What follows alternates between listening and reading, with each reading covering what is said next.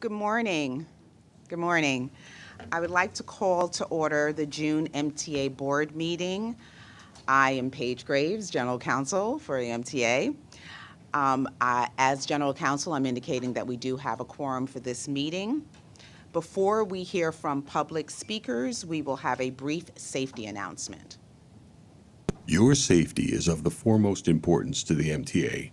Therefore, we ask that you listen and adhere to the following instructions.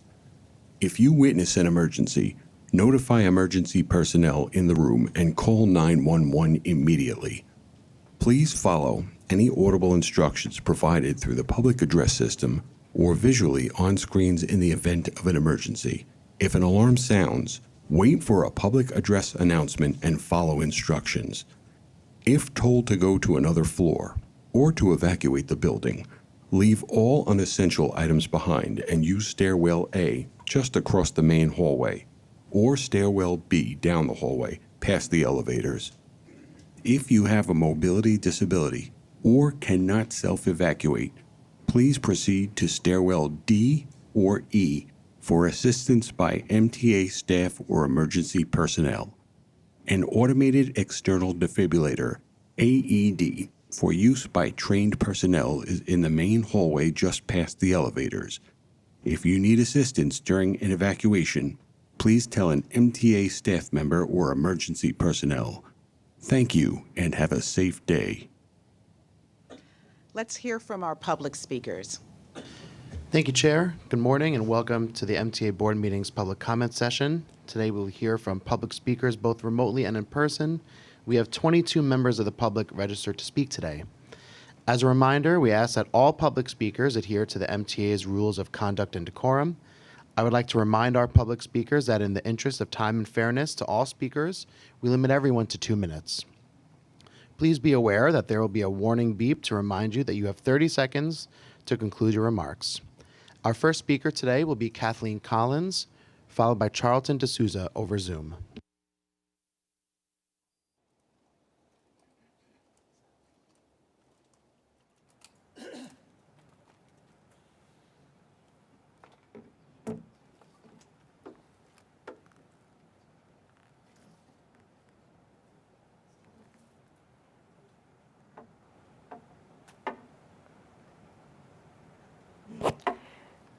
Good morning.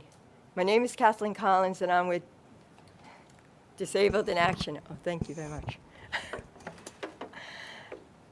And sadly, my cup overfloweth with issues that are facing voters with disabilities when it comes to the MTA. It is ironic, on the eve of the 33rd anniversary of the landmark civil rights legislation for people with disabilities, and also the 50th anniversary of 504, Section 504 of the Rehabilitation Act, that we are still here having to bring these issues to the MTA board. The first issue is the lack of course, accessible subways, and the fact that in the subways where we do have access, that the elevators are not properly maintained, and the fact that we still have litigation with respect to elevator maintenance. We ask that that litigation be settled and that we start resolving this issue. Second, accessoride. In 2019, I testified about the lack of seatbelts and shoulder belts, even though the Vehicle and Traffic Law, Section 1229C, requires that vehicles have seatbelts and shoulder belts in them. Still, I am testifying about that. Today, I did get a seatbelt. However, the man did not secure the back of my seat. He only secured the front, even though there's a poster in there showing all 4 spots that's supposed to be secured. Finally, well, there's so many that I ran out of time. But thank you for listening, and I hope you will heed all the other speakers here today that are going to speak and do something. Thank you. Thank you for your remarks. Our next speaker will be Charlton D'Souza, followed by Elizabeth Valdez.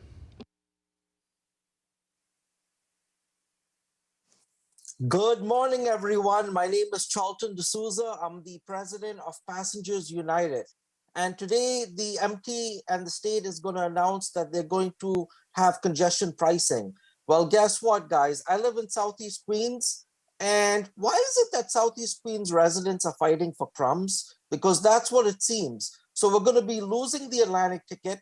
There's no guarantee that we're going to get a weekly pass. And this is the pass right here, $60. It allows people to have a 7-day unlimited MetroCard and a 7-day LIRR pass. So, we're losing this program for Queens residents. It's not going to be extended to Grand Central or Penn Station, but it should. If you guys want to implement congestion pricing, we need discounts. And I found out yesterday from a representative who works in Albany that there is legislation and there is no need for a fare increase. You guys are supposed to keep the monthly commuter tickets at $211 for zone 3 or less. That was put in the congestion pricing legislation. So all this talk about a fare increase at a time when there's violence on the subway, people are being killed, and you see homeless people, EDPs, shooting up needles on the trains. Congestion pricing is going to be a nightmare. And with the Passengers United is not supporting congestion pricing. I want to make that very clear. For the reasons that there's no extra bus routes being included, there's no extra train service. The existing infrastructure is what people are going to be pushed on. And right now, the subways are breaking down every day with network communication issues, signal breakdowns. Where are all these extra millions of people supposed to go? This is going to be a nightmare. And that's why we are not supporting congestion pricing at this time. And we do not support the fare increase. However, we support fair fares. And we hope that the city will implement that as well for poor people. Thank you. Thank you for your remarks. Our next speaker will be Elizabeth Valdez, followed by Jean Ryan.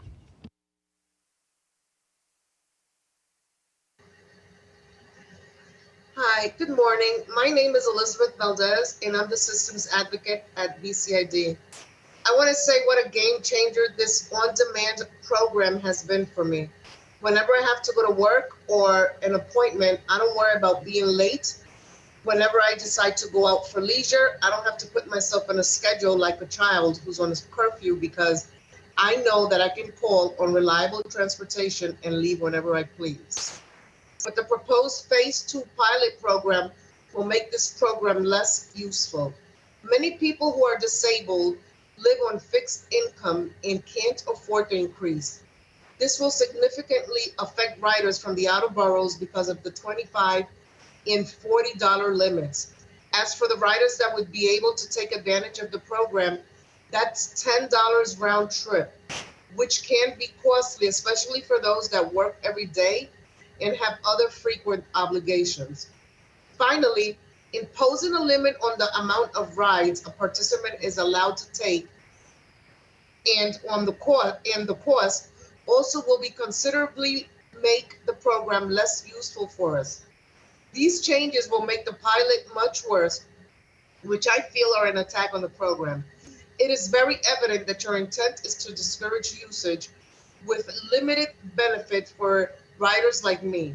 I urge you to rethink this plan so that it can actually work for accessorized riders. Thank you. Thank you for your remarks. Our next speaker will be Jean Ryan, followed by Michael Ring over Zoom.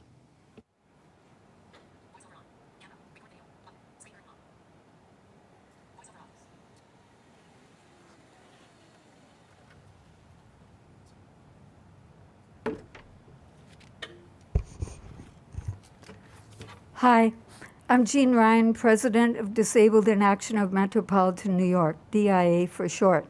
What do subway elevators have to do with on-demand accessorized service? There aren't many elevators in the subway, and they are not well maintained, yet the MTA seems to be okay with the status quo. We are not okay with the status quo. We want to get places, especially since AAR is so unreliable. After years of a lawsuit over elevator maintenance, the MTA has not come up with a plan to have good maintenance and to notify users in a prompt manner when the elevators are out and to provide alternatives transportation. We need to be notified when we are on the train so we don't have to waste time going to the elevator and finding out the hard way that it's out of service. We need to find out on the sidewalk so we don't bother going down to the second elevator when it is out of service. There should never be an elevator for trains going one way and not the other. It makes the MTA look unable to do the right thing. People wonder why you would do that. Every day, people are upset because they cannot get where they are headed. Particular attention needs to be paid to private elevators that frequently go out of service. This inequity can't keep going on, and a solution needs to be found. Developers get perks for putting in an elevator, but then the private companies do not do the right thing.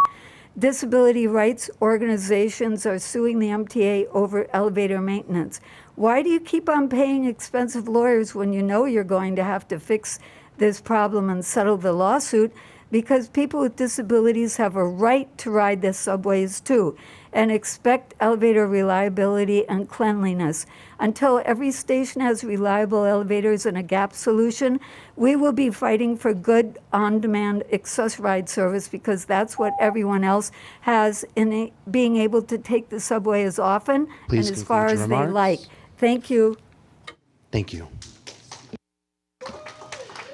Our next speaker will be Michael Ring, followed by Kimberly Phelan over Zoom.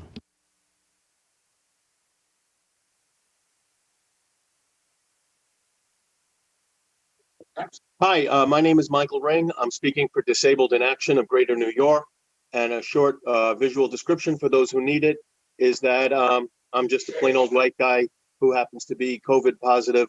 So be careful out there. You don't know what COVID positive people look like. I'm one of the lucky people who've been in the on-demand program, and I shouldn't say I'm lucky. I was assigned to it because I'm an activist and I'm an active person, and I use it a lot because it works. It allowed me to travel spontaneously wherever I want in the whole city for the same price as a subway fare, which is what everyone else in this room could do. And these changes that are being called phase 2 are actually a program that is obviously going to make it useless to people who want to travel spontaneously and unlimited in an unlimited way, which is the way everyone else on the subway travels. I'm hoping you could reconsider changing the program. Adding random people makes a lot of sense to find out how people who aren't activists and active people might use the pilot program, but limiting it and putting random costs on it and making us pay the tolls just doesn't make sense. I don't really understand why you're making us pay tolls. They're your tolls. It's like moving money from right hand to the left hand.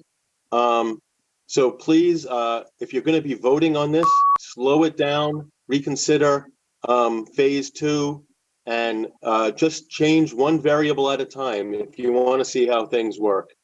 Thank you for your time, and everyone stay healthy out there. Thank you for your remarks. Our next speaker will be Kimberly Phelan, followed by Gian Padula.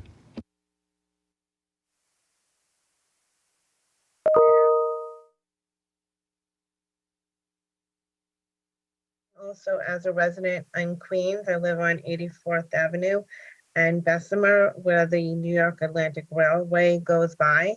I can personally say that they've added more trains, and my house is literally shaking at 2 a.m. and 2:30 a.m. every day.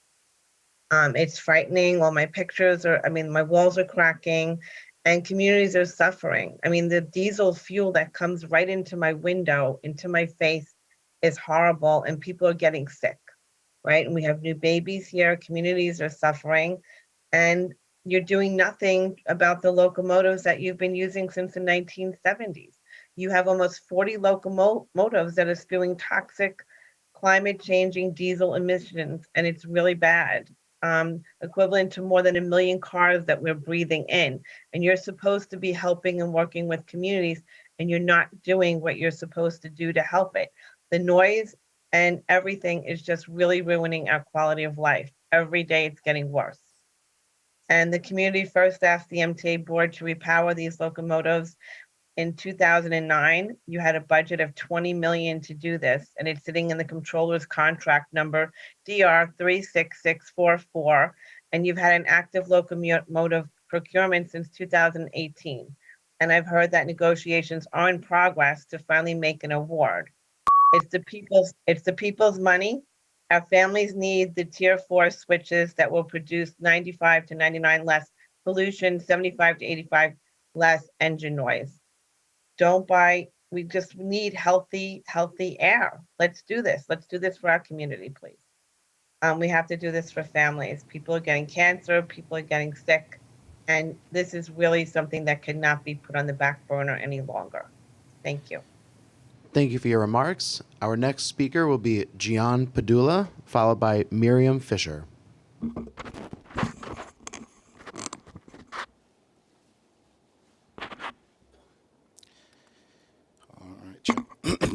All right. Good morning, ladies and gentlemen. My name is John Padula, and I'm a supervisor with Educational Vision Services from New York City Public Schools. I'm also a member of the Advisory Committee for Transit Accessibility.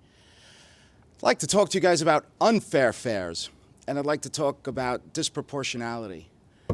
Jano, ladies and gentlemen of the board, it is absolutely ridiculous that 6% of the e-hail user base used 50% of that budget. It's unconscionable to me. And how these users aren't being investigated or scrutinized is also just crazy to me, wildly crazy. But the fact that the 94% of us are also going to be disproportionately punished, collective punishment, because we've been using that program for the last 6 years. It's contributed to our lives in so many ways, both personally, professionally, maintaining gainful employment, paying taxes, spending money in our city, restaurants, ball games, shows, spontaneous, dignity, autonomy, access to opportunity like everyone else in this room has. A fare has to be fair. I don't care what you charge me. Charge me what you want, but it's got to give me the same access that the bus, the train, or Accessoride does. I get it. Our geography's crazy. 5 boroughs. It's big. I know.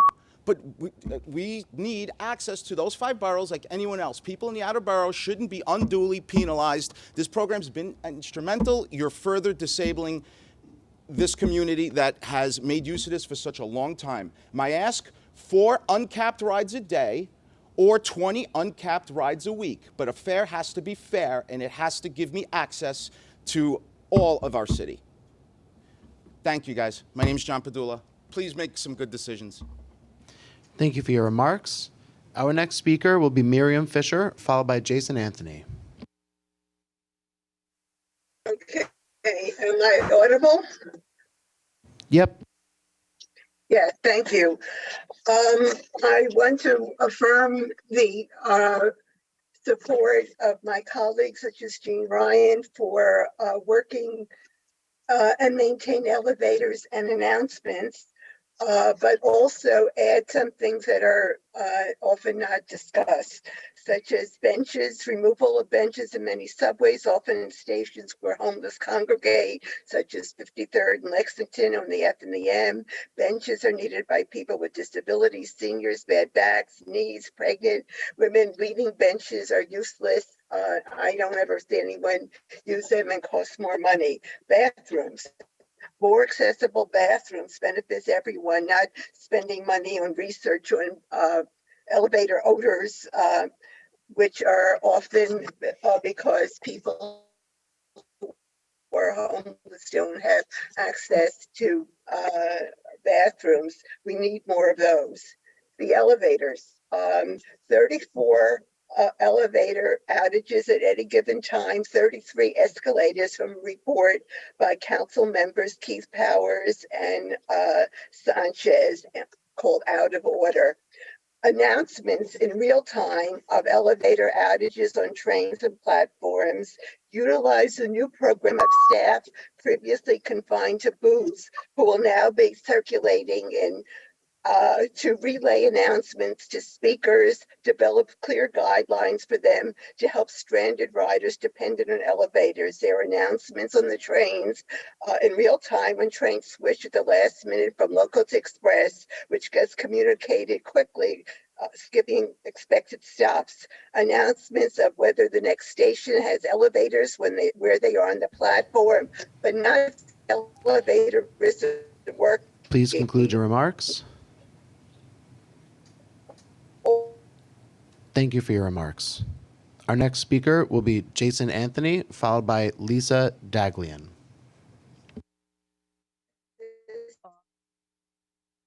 Good morning, everyone on the board. On the Tuesday after my birthday, speaking this morning from LaGuardia Community College. A couple of things that I want to address. One, good news that we're going to receive later today from Governor Hochul and some officials regarding congestion pricing. This is way overdue that we receive the green light from the Federal Transportation Administration. We hope that the money received from congestion pricing is well utilized. Number two, subway surfing. Yet again, another incident occurred earlier this week along the Canarsie line. Three, you guys should reconsider the second phase of the pilot program of the e-Hail because the changes proposed will disenfranchise those that will benefit on the program. Instead of capping it, it should be totally unlimited because God forbid if a person has an emergency, what will be the case? They won't not even afford a $5 trip. And not but not least, we should expand the Fair Fares program to the commuter rails. So that's all I have to say for this month. I'll see you guys in July. Thank you for your remarks. Our next speaker will be Lisa Daglian, followed by Sally Wolf. Good morning. I'm Lisa Daglian, Executive Director of the Permanent Citizens Advisory Committee to the MTA PCAC. We've finally gotten the good news from the federal government that congestion pricing and the mitigations that have been proposed will meet the goals of the program with the final FONSI. Yay. We believe the impacts will be significant and very impressive. Less traffic, better air quality, and substantial funding for improvements to our trains and buses and the infrastructure through and over which they run. Taken together, this is a significant step forward for our region's health and the well-being of our transit riders and system. Congestion pricing will reap billions of dollars to improve the MTA's signals and stations, improve accessibility, buy new rolling stock, and build big things like IBX, the next phase of the 2nd Avenue subway, and bring Metro North into Penn Station, a much improved Penn Station, thanks to the announcement made yesterday by Governor Hochul and others. 80% of funds raised by congestion pricing tolling will go to support New York City Transit Capital Program, while the other 20% will be divided between Metro North and the Long Island Railroad. Millions of riders will benefit, including bus riders in Midtown, who will see faster speeds on some of the slowest routes anywhere. Ambulances, fire trucks, and delivery drivers will feel the positive effects of congestion pricing, with less traffic to dodge and a smoother ride. For naysayers in New Jersey, it's critical to note that some 90% of people commute into the central business district by public transit, particularly lower-income travelers. For those who do drive, they'll get where they are going with fewer delays. Investing in and improving transit in New Jersey and across the region is the best way to get people where they need to go. We applaud USDOT, Governor Hochul, the MTA, and its partners for being so diligent in their efforts to ensure that mitigation efforts will be put into place to address concerns that were raised during the review process. Where New York leads, others will follow. Thank you. Thank you for your remarks. Our next speaker will be Sally Wolf, followed by Vincent Padula. Good morning. I'm Sally Wolf. I live in Flatiron, and I believe this is my 10th or so time speaking here. I never expected to return here each month, but in addition to speaking about masking, I've listened to all the other folks who are sharing their experiences. And one of the things I've heard most frequently is about accessibility. We live in an incredible city, but we don't live in a fully accessible city, particularly for folks who have any mobility challenges. I have personally been navigating the city on crutches for the better part of 2 months. This is my first time ever on crutches, first preemptively with an impending stress fracture, and now I am 2 weeks out of surgery with a titanium rod now in my femur. While I don't wish injury on anyone, I do invite each board member to try navigating this city for even 1 hour on crutches or in a wheelchair. It is not easy, but I've had it relatively easy because instead of worrying that I'd arrive at a subway destination with a broken elevator or escalator or waiting hours for Access-a-Ride, I've had the privilege of splurging on private Lyft rides and cabs, so that for my 5:30 a.m. arrival for surgery, I didn't have to worry I'd be there an hour late. Or when I was ready to leave the hospital, I didn't have to book in advance, which I couldn't do because I didn't know when I'd be dismissed. I could just go get an immediate lift. There's so much efficiency to that system, and the technology is available to you. I have heard today that there's this phase 1 and select people have been invited to participate, but it doesn't sound like it's available to everyone. It doesn't sound like it will be. And no one who's going to tons of doctor's appointments has any idea how long they'll last. I've waited 4 hours for my oncologist, and after that, I can't imagine waiting any longer to get home.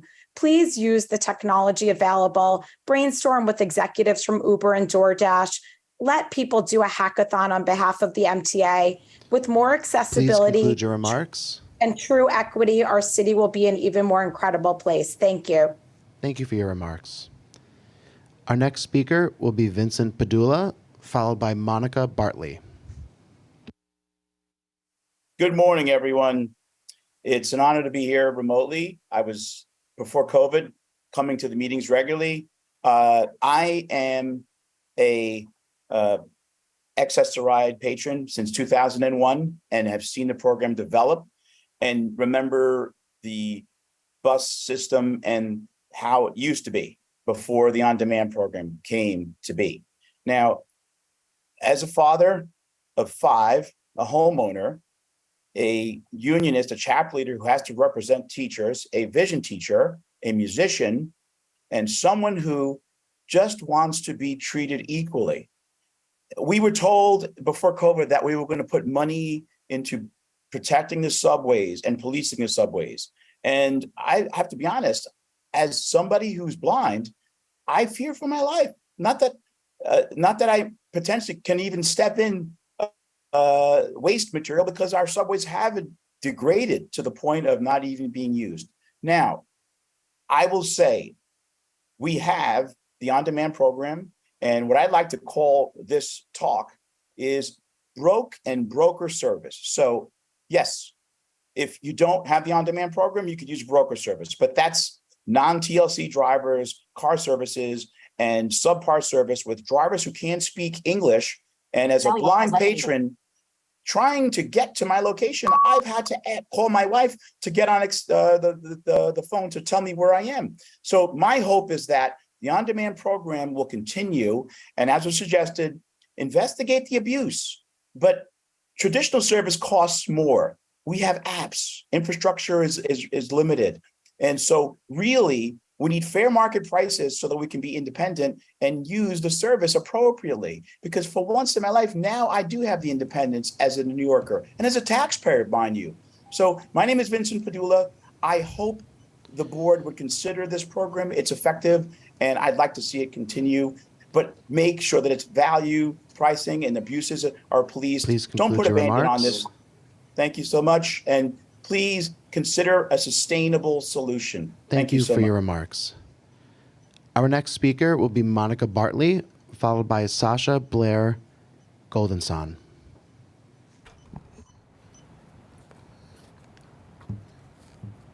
Good morning. My name is Monica Bartley, a member of DIA of Metropolitan New York. We commend the MTA on the settlement of the subway elevator case and really feel excited when a new elevator is installed. However, there are no use to us if they are not properly maintained. We're terribly inconvenienced when we have to return to our starting point or travel to the next accessible station. We miss appointments and it is very stressful. We are calling on the MTA to maintain all elevators. This includes privately owned elevators that never seem to work, and provide real-time notification of broken elevators on subways, platforms, and at street level, as well as through apps and social media, so that we can be better informed and we can avoid the inconvenience of having to find ways to reroute. Finally, we call on Governor Hochul and the MTA to settle the elevator maintenance case. Thank you very much. Thank you for your remarks. Our next speaker will be Sasha Blair Goldenson, followed by Iris Kelly.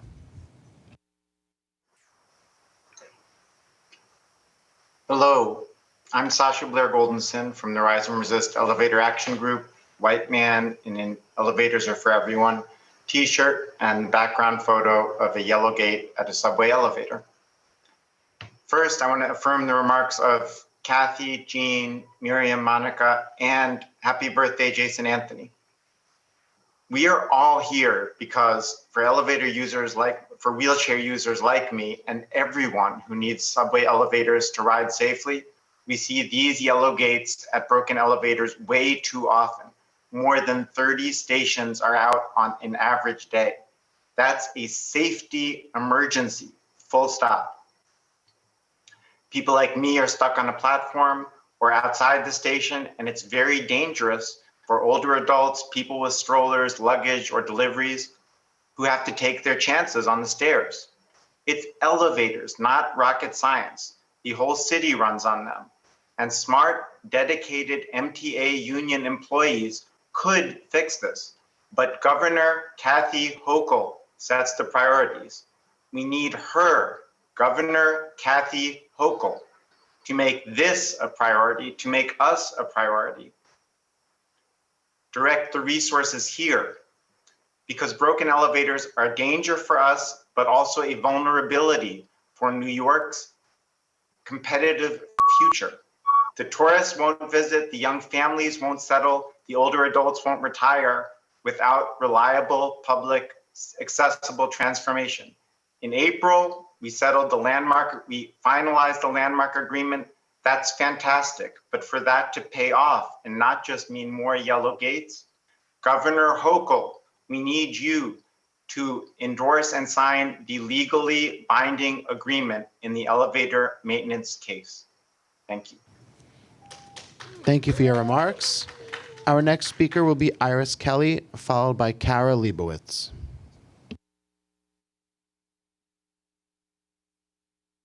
And I feel as though they have,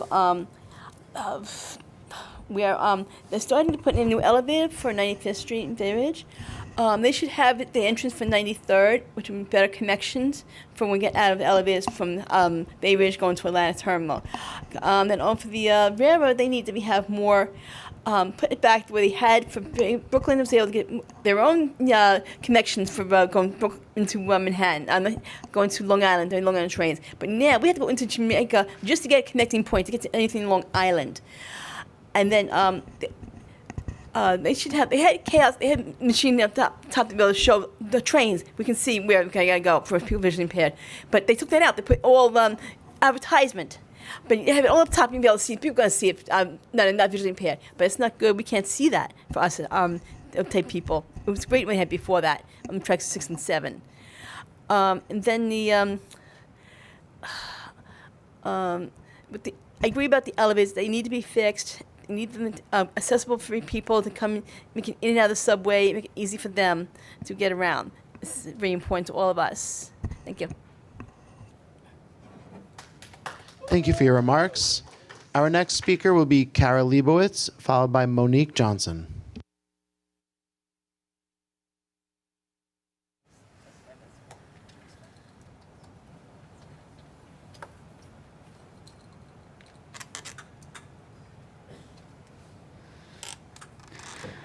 Good morning. I am back again. My name is Kara Leibowitz. I'm the Advocacy Coordinator at the Brooklyn Center for Independence of the Disabled, BCID.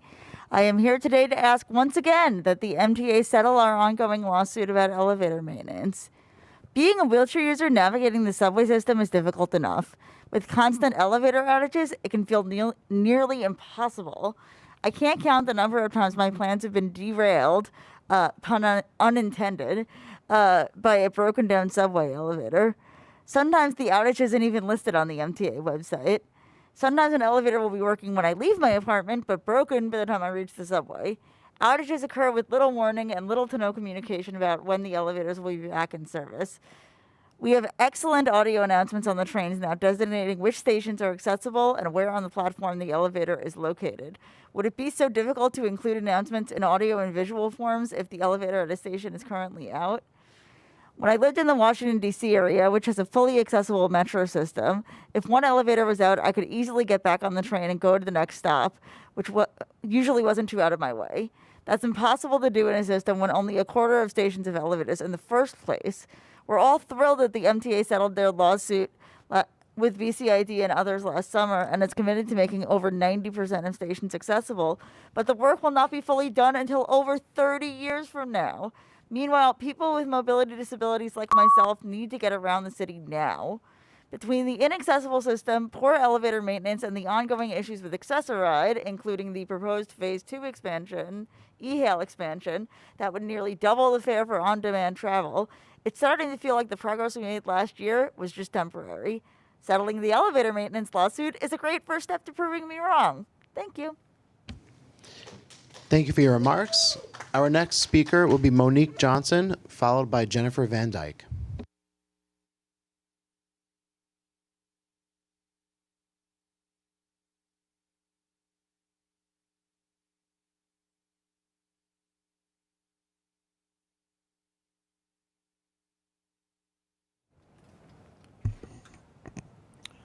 Good morning. My name is Monique Johnson.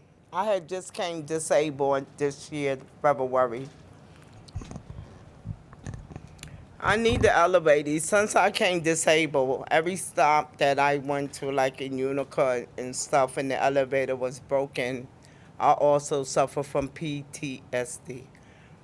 I have screws in my neck, so if I fall, I die. If the elevator is not working. And sometimes I can't even get the, like if emergency come, I can't get Access-a-Ride because if you don't put it the day before, you can't get Access-a-Ride. So then I have to rely on the elevators and the subway. And when they're not working, I'm going to panic because I don't know how to get home.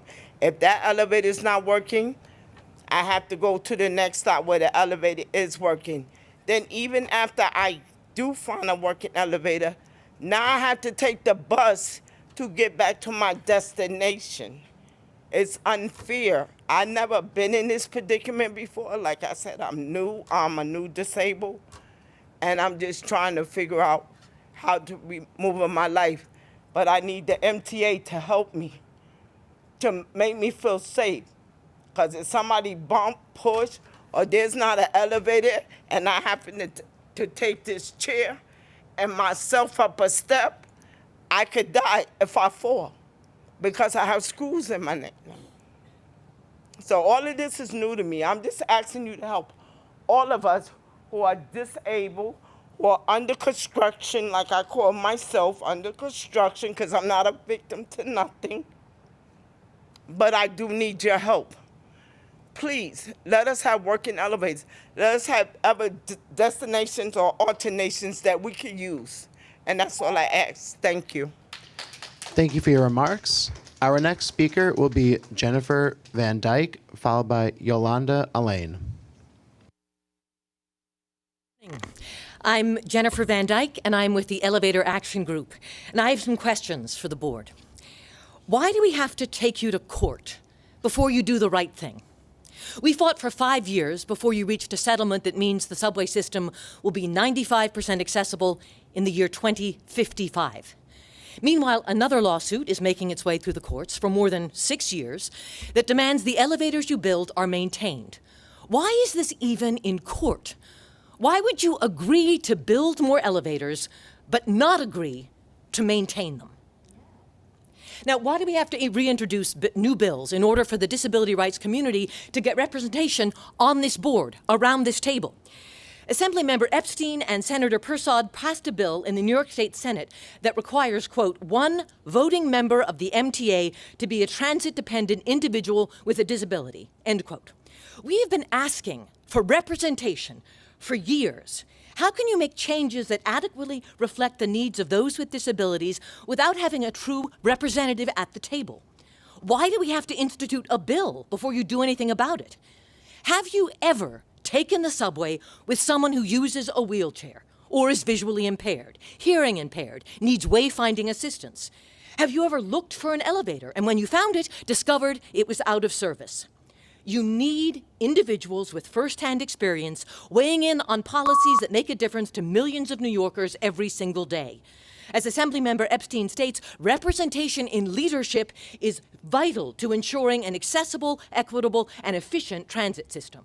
Finally, why are you removing transit workers from elevators in Upper Manhattan when they perform a vital service? We need transit workers who keep an eye out for passengers in those deep, multi-story elevators. They make us safe. They provide a sense of security. We stand in solidarity with transit workers. Thank you. Thank you for your remarks. Our next speaker will be Yolanda Elaine, followed by Dustin Jones.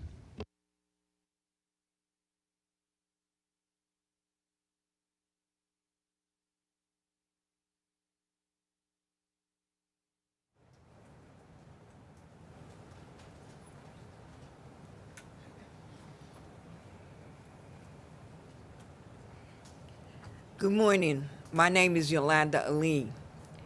I'm here to speak on the new second phase of so-called on-demand service. I am one of the original users of on-demand. Yesterday when I left here, it took me an hour, more than an hour, to get a cab to get me from here to Brooklyn. This morning I had an 8:30 appointment. The guy did not show up until after 9. I barely made this meeting. The questions still remain in this thing. All you guys have access to go on any subway, any bus that you feel, anytime you feel. Even the homeless and the deranged people get on the subway anytime they want. Accessorized users or on-demand users can't have that possibility. And those on-demand users that they have, most of us are on fixed income. So where do we get that extra money to pay for the new type service that you guys are coming up with? We getting at the Erie Bank. We cannot go to Citibank to produce money. We're not on any kind of board that give us money to get us from point A to point B. What kind of nonsense is this?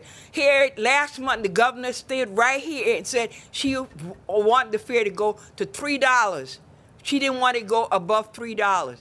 Yet still, you guys are saying $5 or $10 ride. Can you imagine if someone have to take that when they have medical appointment and all that for 6 times a week? You know how much money it is? It's $60. Where do these people have? We don't have that discretionary income. What nonsense. All of you guys, all of y'all are able to get on the subway whenever you feel like. Why can't we have the same right? It's disgusting to think that everyone in here can get on the subway whenever they feel like, get on a bus whenever they feel like, but us disabled, our stressor ride users cannot have the same respect or dignity. That is nonsense. You guys, you need to hold all your feet to the fire. This young lady over there that's on the board, she was quite excited when they had stroller available. So why can we, as stressor ride user, on-demand ride, get the same thing? If I could get on the subway, I would be paying $2.90, or as a senior, I'd be getting less, paying half fare. Why can a stressor ride user get the same on-demand, using on-demand, get the same privilege? This is ridiculous. This is not only ridiculous, but it's unfair. And all you guys want to vote for that so that we that have no discretionary income have to pay for something that we can't afford. So in other words, you're trying to ban the program and let us go back to waiting for people to come and pick us up or begging rides from our customers. Please conclude your remarks. Most people would definitely prefer to take the subway. Why do you think every week, every month, these folks come to beg for Please a subway? conclude your remarks. To use the elevators on the subway. The preference is to take the subway. Thank you for your remarks. Our next speaker will be Dustin Jones, followed by Joe Rappaport.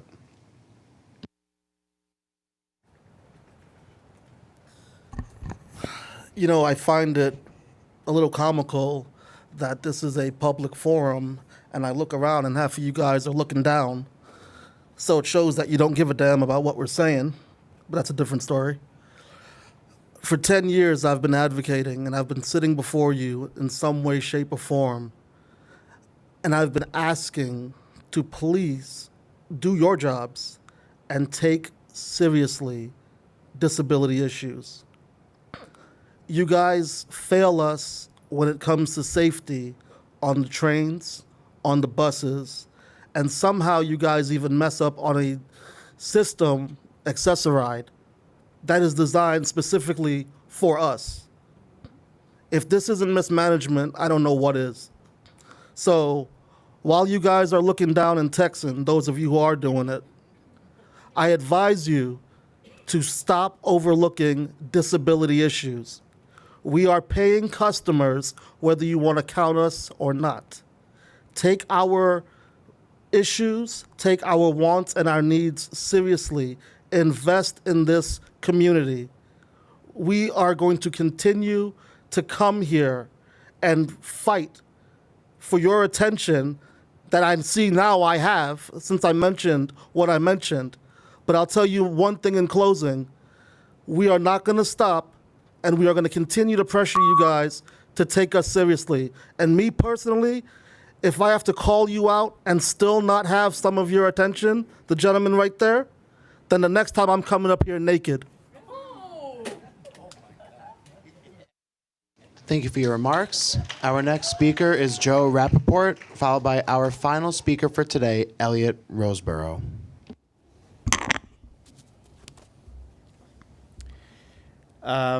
Good morning. I'm Joe Rappaport of the Brooklyn Center for Independence of the Disabled. Almost exactly 1 year ago, we celebrated the settlement of 2 lawsuits with the MTA. And the MTA committed itself to making 95% of subway stations accessible. It was a great day for the MTA, for disability advocates, and for everyone in New York City. We had hoped to settle a 3rd lawsuit over the poor maintenance of subway elevators.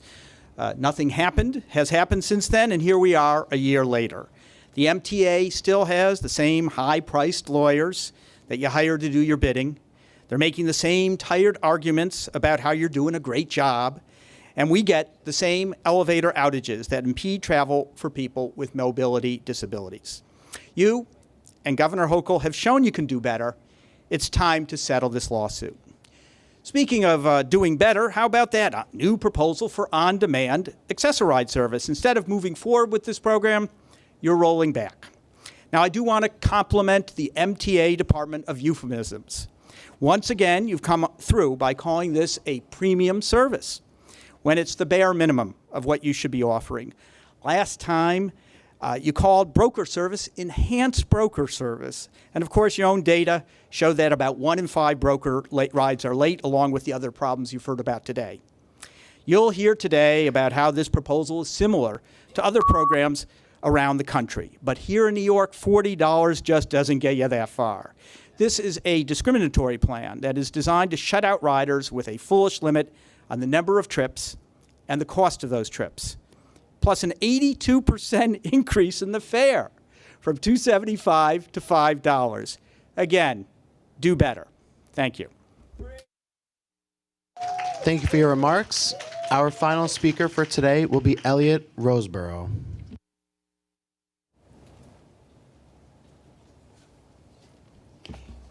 Hey, good morning. I have some copies here with my contact information, if anybody would take those. My name is Elliot Roseborough, and I am a community advocate, also a former vice president of the city's largest community organization. And I helped to create the city's third largest political party almost 28 years ago. I thank you for allowing me to weigh in on this particularly important issue of fare increases. Because of inflation and other economic factors, a huge number of your riders and non-riders have to reduce or even stop their extracurricular and entertainment activities. I believe that added to this fare increase to an already abnormally high rents will significantly reduce non-work-related ridership enough to nullify a significant portion of your planned fare increase. I would propose that finding ways to both actively and passively increase ridership and trips as one way to increase both ridership and trips towards more lucrative funding of your transit system would be a wise decision. Also, the two organizations that I offer my volunteer leadership to and others that we work with have ties extending from here through Albany and to the federal Congress and even to the White House at some level. Perhaps among other resources and working together, we can tap into some of President Biden's Build Back America funding to stave off at least this round of fare increases. I hope that my thoughts on this subject might lead to some current and potential alternative thoughts and solutions to the funding of our transit system. Lastly, my great friend and community advocate Connie Lessel asked me to lobby you about restoring the B71 bus line in Brooklyn. Consider yourself lobbied. Thank you. Thank you for your remarks. Chair Lieber, that concludes the public comment session. Thank you to all our public speakers. We do appreciate the effort that folks make to come here in person and the passion that they bring to the discussions.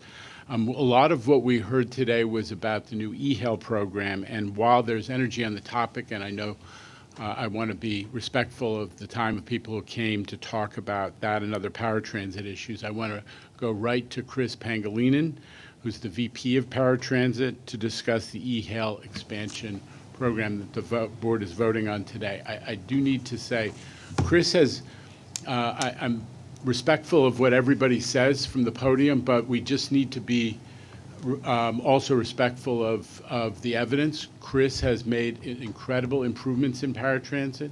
Ridership is higher than before COVID.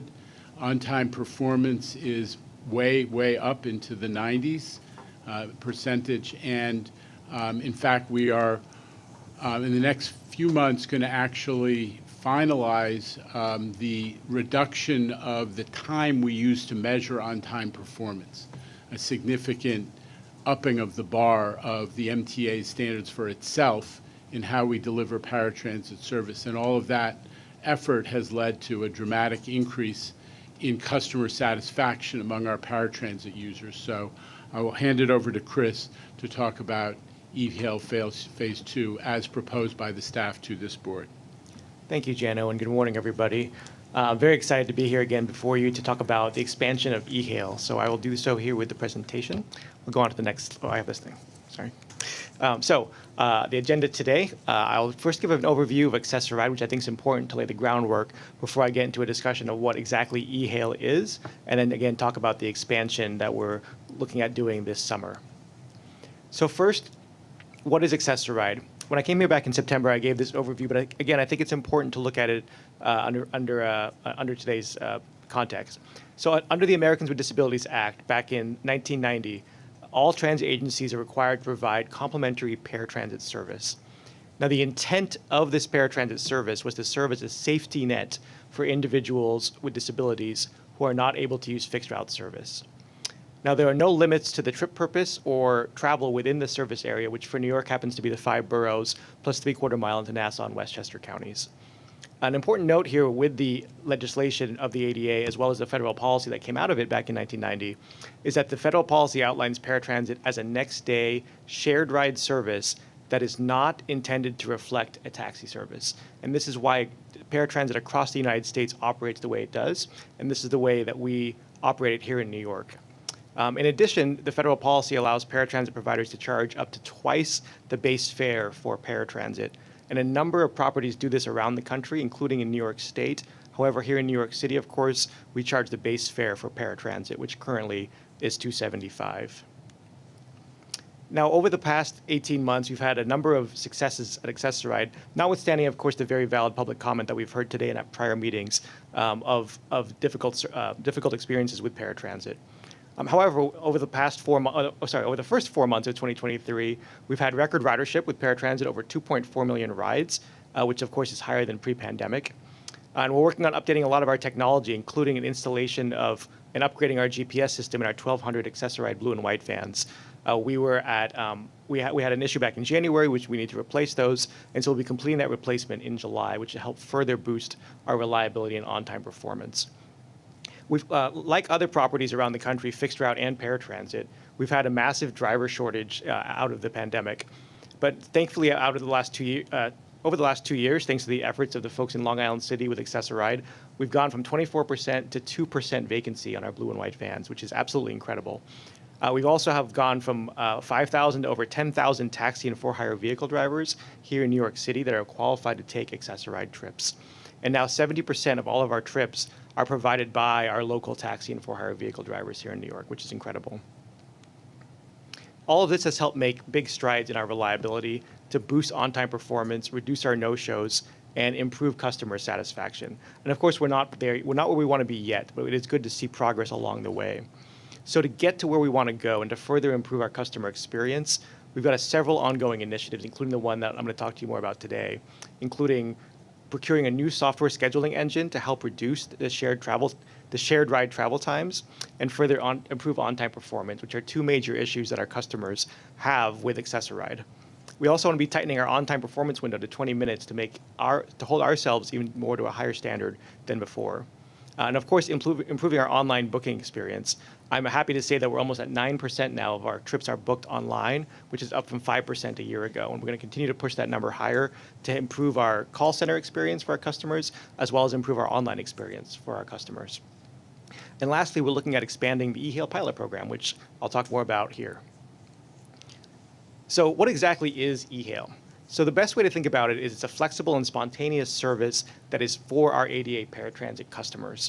It's an on-demand service similar to popular app-based services that many of us use today. And the customers will book their trip directly with the vendors that are part of eHail. And luckily in New York, thanks to the great policies at the TLC, we have a number of wheelchair accessible vehicles available, not perfect yet, but we do have a lot more than most cities, as well as having sedans available. So that allows our customers to choose the vehicles that they need. And why are we looking at eHail? As I mentioned to you earlier, the paratransit legislation and the paratransit structure is not to necessarily look like a taxi service. But as we've heard from the public comment and from a number of folks, and of course myself here as a customer, we want more flexibility and spontaneity built into the system, and that's what eHail provides. And so having this layer of eHail on top of the regular Access-a-Ride service can build that more higher level of flexibility and spontaneity for folks to enjoy more education, employment, recreation, and other opportunities that the city has to offer. So we've been doing eHail, this program, since 2017. We launched what we called Phase 1 back in November 2017, originally to 200 customers, but since expanded to 1,200 shortly after that was launched. That pilot had an unlimited number of trips per month and an unlimited subsidy per month. And unfortunately, when it was launched, there was really no plan for data collection, no plan for expansion, and no budget set for this pilot. So the lack of structure has gotten us to where we are today with the issues that we're trying to address with Phase 2. Now, when the participants came into Phase 1 of eHail, nearly all participants saw an increase in their trip frequency, which is great. That means people were exploring the city more and doing more of the things that they needed to do to live their lives. And despite that, though, we still had 81% of all participants took 25 or fewer trips per month, and almost 90% took 40 or fewer trips per month. And this is why the phase 2 structure this is where we land on the phase 2 structure, because of the vast majority of phase 1 participants would not be impacted by the trip cap. Phase 1, the pilot was about a $12 to $16 million budget, growing more toward the $16 million in the last several months. And as one of the public speakers said, top 6% of our customers used 50% of the budget. And that led to an annual cost of nearly $100,000 per customer for those top 70 customers. And this is what happened with this pilot. Again, the lack of structure, the lack of objective, if you will, in this pilot led to a system where it was skewed very far on the tail of the usage curve, and essentially tied our hands in the ability to expand this pilot to more people. So what we want to do is create a more financially sustainable pilot that, again, the vast majority of people can use from phase 1 into phase 2 with minimal impact, and we can expand the number of people using the pilot. So what we're looking to do is to pilot an e-hail program that is also consistent with our Access-a-Ride approach, which is a more reliable Access-a-Ride service for everyday trips, as I mentioned in the earlier slides, while adding on this layer of flexibility and spontaneity that e-hail provides. We will also be collecting data and have a robust data collection plan, KPIs, and a hypothesis with this plan that we will be testing with this pilot to collect data and evaluate what those look like and be able to come back with recommendations on what to do with the e-hail program a year from now based on this data collection. So what is the proposal? What we're looking to do is triple the number of participants to 3,600. So adding 2,400 randomly selected customers who represent the Access-a-Ride customer base by disability, borough of residence, trip frequency, age, and other factors. That way we can have a more robust data collection set of those folks coming in.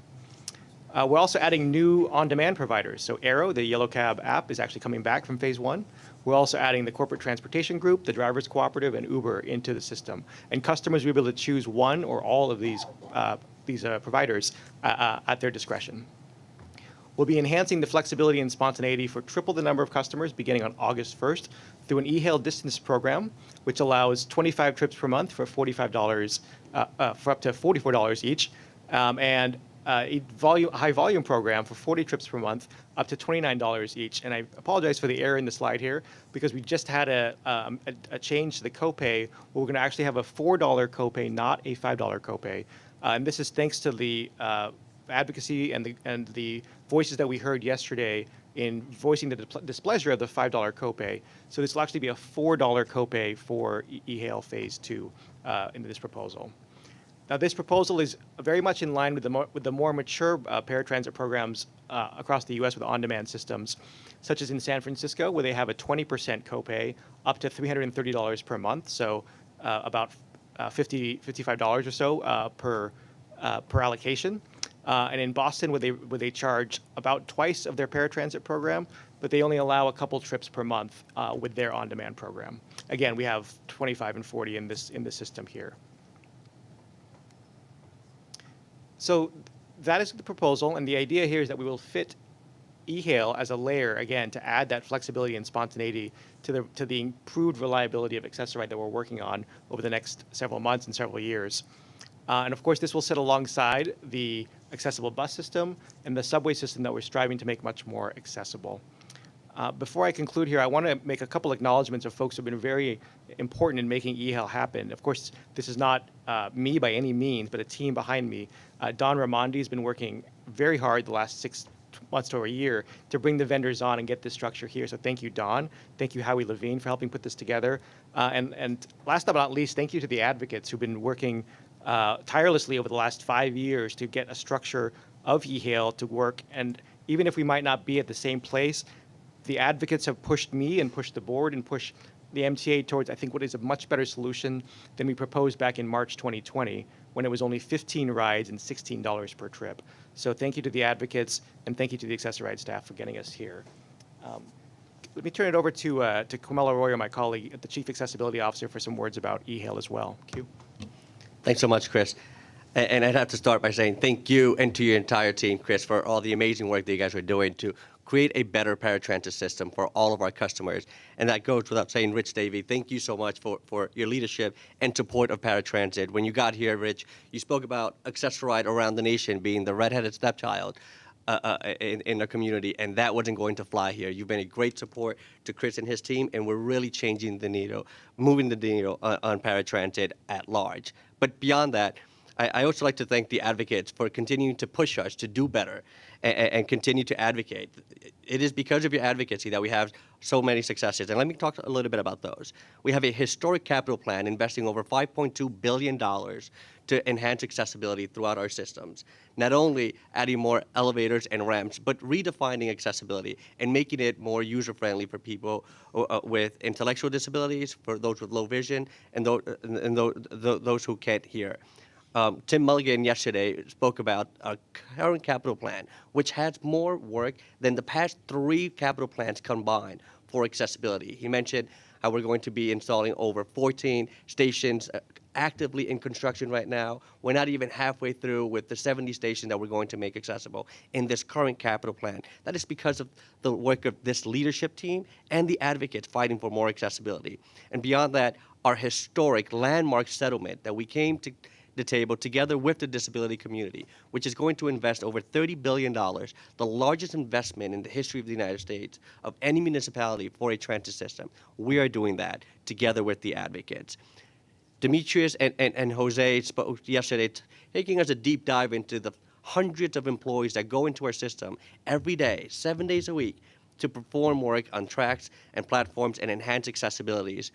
And of course, accessibility and affordability continue to be a priority for us.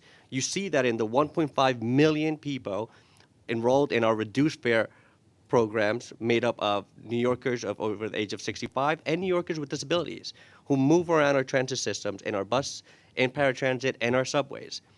We have over 291,000 people enrolled in fair fares. And just last night, we heard from Councilmember Gail Brewer, who reminded us that there are over 930,000 eligible New Yorkers for fair fares who we want to invite to use our transit system, to sign up for fair fares and pay half fare when you're moving around our systems. And of course, paratransit, the largest paratransit system in the world here, led by Chris Pangilinan and his team, to move over 30,000 trips every day. I don't want us to forget that we're talking about eHail today. We have an incredible paratransit system that we're investing dollars and enhancing to make a better system. Those paratransit customers can also avail themselves of a Metro card for 4 free trips a day, 8 free trips a day in our mass transit system if they ride with a personal care attendant. We've been offering that, and we continue to offer that to incentivize paratransit users to use mass transit, subways, and buses. And let's not forget that our bus systems was the first transit bus fleet in America to be fully accessible, moving New Yorkers with disabilities every day to get to jobs, to get to school, to get to where they wanted to go. We do that, over 5,800 buses moving around 24/7.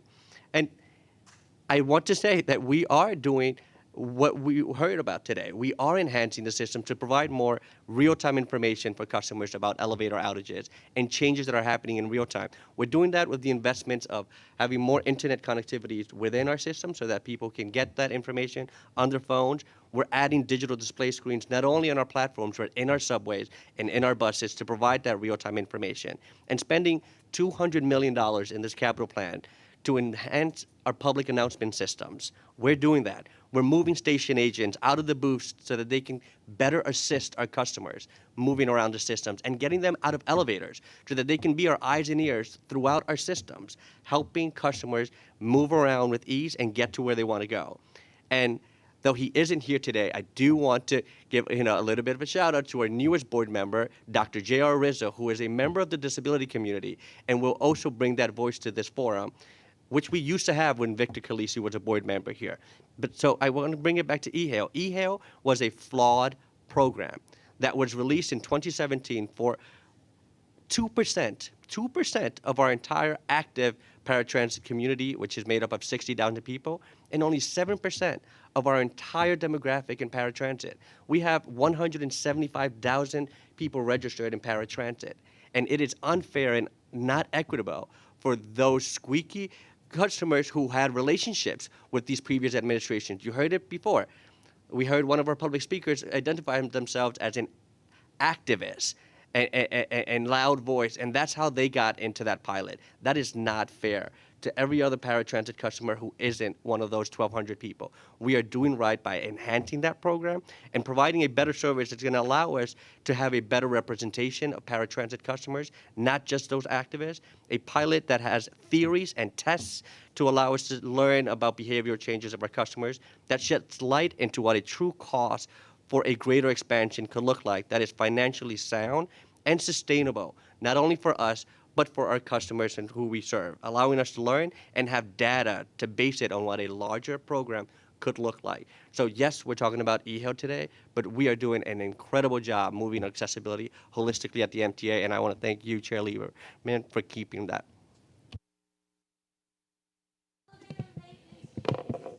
Okay, all right. We're going to vote during the period where we do our formal voting business on the eHealth pilot proposal. But I wanted to invite board members to comment or ask questions of Chris Pangolin and Quimel Arroyo or any of the rest of us. Anybody want to comment at this point? Okay. So let me, what? I'm sorry, Blanca Lopez. Thank you, Mr. Chair. I just have a question on implementation, if that's okay. So if we are going, if this is approved and the expansion begins on or around August 1st, will the number of 3,600 customers be notified before August 1st, let's say? Yeah, thanks for the question. What we're going to be, should this be approved, what we're looking to do is to move the phase 1 folks onto phase 2 first and put them in the program that least impacts their current travel behavior, which I mentioned earlier. And then once they're on board, we'll be notifying that the remaining 2,400 and beginning to onboard them as soon as we can. Ms. Valdivia. Great. Yes, thank you so much. Thank you, Chris. Thank you, Q. I think we're in all agreement that we heard compelling testimony yesterday and today. It's clear there's so many people invested in this program. And I know for many, this program has really changed lives. So kind of similar to your vein, Q, I really want to commend the leaders in accessibility here at the MTA. I remember 5 years ago, we didn't even really have senior management in accessibility. So for Q and Chris, thanks for shepherding this program because I know it has been challenging. And, you know, thanks to our chair for putting accessibility on the forefront and keeping it there. I think, you know, I am excited that the 1,200 is moving to 3,600. I think that is far more than I think what anybody had imagined back in 2019. So that's good. Thankful for the conversations me and Q have had, me and Will Schwartz. So there's a lot of people that have had conversations with me. So thank you for the time you spent with me. I just do have a question, and I don't think it'll be a surprise to folks. So can you just take me through the thinking? Because we heard testimony about how, you know, many on a fixed income would feel locked out of the program, and that maybe the new structures will kind of cut off essential demand or threaten like the design or science behind the new phase of the pilot, because you talk about your emphasis on collecting and evaluating data. That's really important. Can you just take me through like the two subcategories and why that is more beneficial than, let's say, giving somebody in other cities, I think they get like a $300 cap or a $500 cap. Just wanted to understand a little bit of distance and the high volume. Yeah, thank you, Midori. Yeah, so the two programs, the distance and the high volume program, we constructed that to we were looking at the phase 1 travel patterns, which again, they are skewed, as we all in this room acknowledge, given the population that is using it. However, it did provide at least some data for us to look at. And so what we were trying to do is construct a program, originally one program, that would allow most people, a vast majority, 90%, to fit within that from the trip cap perspective. We turned it into two programs, and expanded it to 3,600 people instead of 2,400 people, because we wanted to be able to do a larger experiment to see, okay, Is it a distance travel that's important to people, or is it volume? Perhaps it's both. We can find out with the data that we're collecting under this pilot. I do want to emphasize, too, that everybody will still, and always will, that are eligible paratransit users, whether they're in the eHail pilot or not, have unlimited access to the traditional Access-a-Ride and can always book those through the Access-a-Ride, the standard procedures, and have that at the base fare of currently at $275. Now, with the way that we're going forward with this, again, the current structure we've come up with based on the data that we have. We're going to be collecting data with this. We're going to be looking at it throughout the year, and this is a pilot. What we want to do is understand what are the costs and benefits of this program to our customers. How are they using it? How are they not using it? What are things we can do to improve? That way, when we have a nice, robust set of data, whether it be in the spring or summer of next year, we can come back and say, here's what we learned. Here's how we should structure it, whether we need to change it or not, to benefit more people while continuing to be financially sustainable. That's our goal. And so we're gonna learn a lot of these lessons with this phase. And so I have a follow-up. So do the people who get an opportunity to be part of this pilot, do they have to opt in, or will you opt in for them, or will they self-select? We will select randomly of our existing customers, of our active customers. And if after we reach out to them, if they refuse to be part of the eHail program, we'll move on and find someone else that wants to take that slot. There is some value, though, in people that do sign up and then never use it. That's actually good data for us. That tells us what the distribution of usage is. We are going to find people that are interested in signing up. I'm sorry, I think I didn't clarify. So once they're in the program, are they going to say, okay, I'm going to be a high volume user, or I'm going to be a long distance user, or will the MTA say, we want to put you in this category? How will that work? Yes, thank you. The 2,400 new people, we're going to assign them to a specific program to make sure we have representation across both programs with the new people. Of the phase 1 people, the people that are already part of eHail now, we will assign them based on their travel patterns to make sure they have the least impact. And if they want a specific program, we're happy to accommodate the phase 1 folks for that. Okay. Anybody else wishing to be heard on this topic? Okay. Mr. Jones. I would just like to say, when I came on this board, I guess in 2016, to look at the movement basically driven by the advocacy community.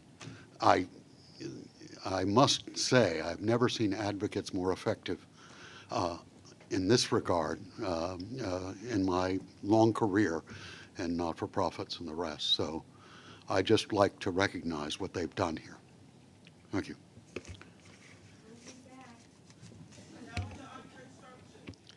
Okay. Mr. Solomon.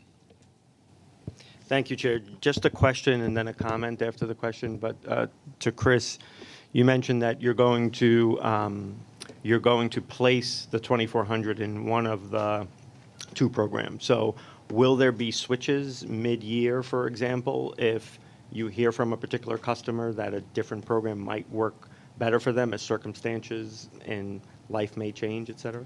Yeah, our current intention is to have folks stay in the program for either the 6-month or 1-year pilot. That way we can collect the data that we need to evaluate on how that program works with the selection we made this month, or this summer, excuse me. Okay. And just a comment, I too would like to echo what my colleagues have said, that this is positive movement on a program that certainly enables the spontaneity, as was mentioned here, for our disabled community. And what I would, I do also want to acknowledge that many of the conversations that we've had over the past 24 hours amongst the MTA senior leadership and our board have been positive. Nothing is perfect. This is the next phase of a successful program. There were lessons learned from phase 1. There will be lessons learned from phase 2. We will be active participants in learning about how this program is used. And I have no doubt that we will be able to expand upon it in the future. And I think those conversations have yielded some movement, particularly on the copay. And I do want to acknowledge that again, it's not everything that I'm sure that everyone wants, but it was a movement nonetheless in a positive direction. I do want to acknowledge the good faith discussions on that. And of course, to the advocacy community and to those who come here to lend their voices to this, we appreciate your voices, we hear you, and we will try to do the best we can with this program. And of course, I want to recognize Q and Chris, and the really helpful frame with which they presented not only the eHealth pilot, but also the investments that this institution is making for accessibility. And we'll continue to work with the team on that. Thank you.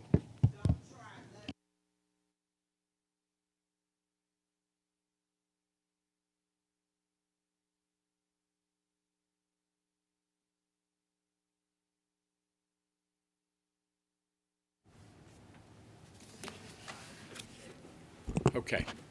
I'm going to move on to other business, but I want to start by echoing what Q said, which is that we are thrilled to welcome a new board member, J.R. Rizzo, to this board, and emphasizing again what Q's point, which is we welcome, I think we're all pleased to have a member representing the disability community and someone with Dr.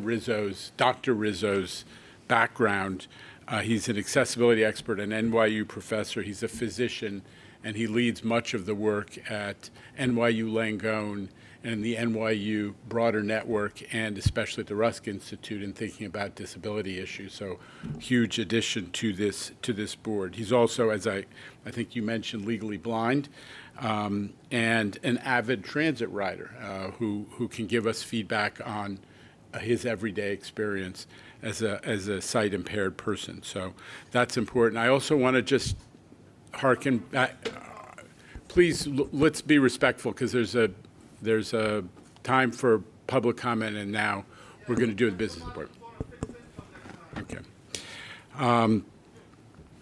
I also want to recognize what Q said, the incredible passion in this board and in this institution at the staff level, led by Chris and Q. I'm incredibly moved by what we have all done, but your leadership especially, on accessibility issues, that we are turning around the historic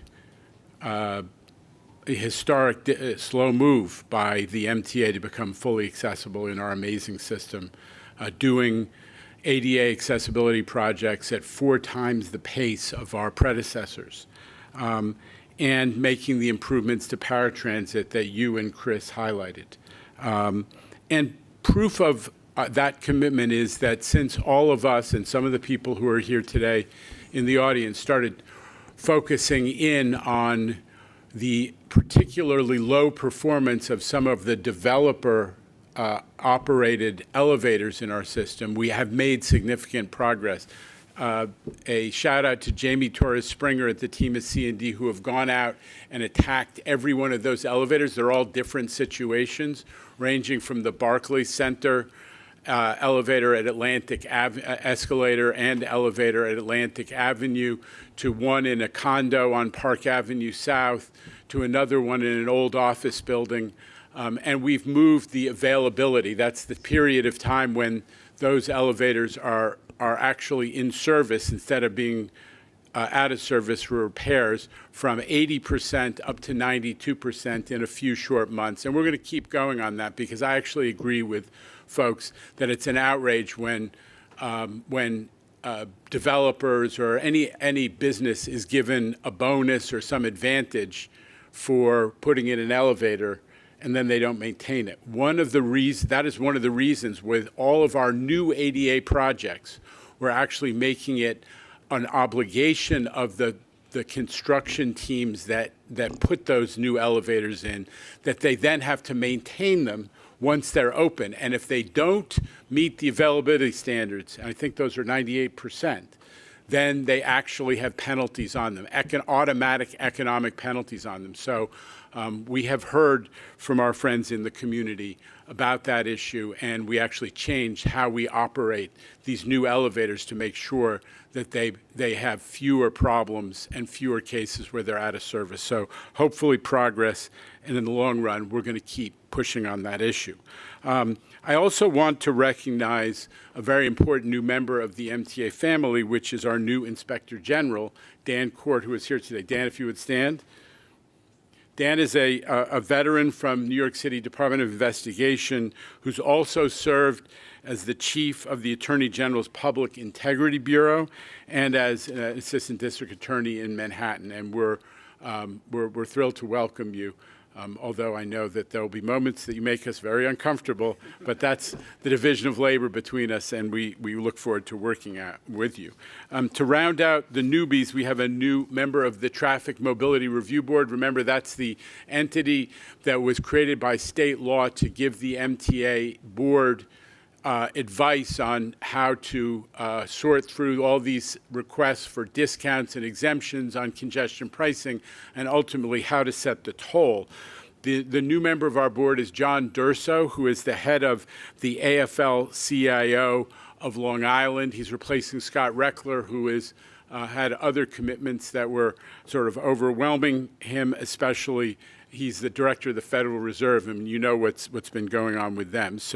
But we're happy to welcome John Durso, an important member of the labor community, to that effort which is taking place. And it's taking place starting today. And because we are at the moment when congestion pricing is changing gears as the federal approval is coming through, our dear friend Elizabeth Velez, who's on the TMRB, has elected to cycle off the board. So she's not here today, and I'm going to find another occasion to celebrate Elizabeth Velez. But this is that moment when she has, because of the Division of Labor, to focus on the TMRB, and she's winding down her board service. Now on to our business today. The MTA is starting the summer on a very strong footing. It was just a few weeks ago and that the state legislature, under the governor's leadership, took action to secure our financial future for the next 4 years and maybe beyond, because as part of the budget deal that in effect solved the MTA fiscal cliff, we were given a slice of what we hope and expect will be significant revenues from the new casinos that are scheduled to take place to be opened in New York City. So it's very well may be a solution that keeps on giving and helping to assure that we have strong mass transit even beyond. We also, and we talked about the success of our advocacy community and the passion and the power of the disability community. I just want to shout out that the New York transit advocacy community, who stuck up for the MTA in Albany over the last 6 months, was incredible, and I'm never going to stop acknowledging the power of that community to change lives and make it possible to have a first-class transit system. We also, in the last month or so, resolved a tentative agreement with the TWU Local 100, our largest labor organization. Shout out to Anita Miller, who leads our labor relations outfit, and to Rich Davey and those two leaders of great teams that worked hard. We're in the middle of the ratification process, and I won't say more about it, but obviously a significant milestone and representative of our commitment to maintaining an effective, true partnership with our represented workforce. On other topics that of public special interest, we're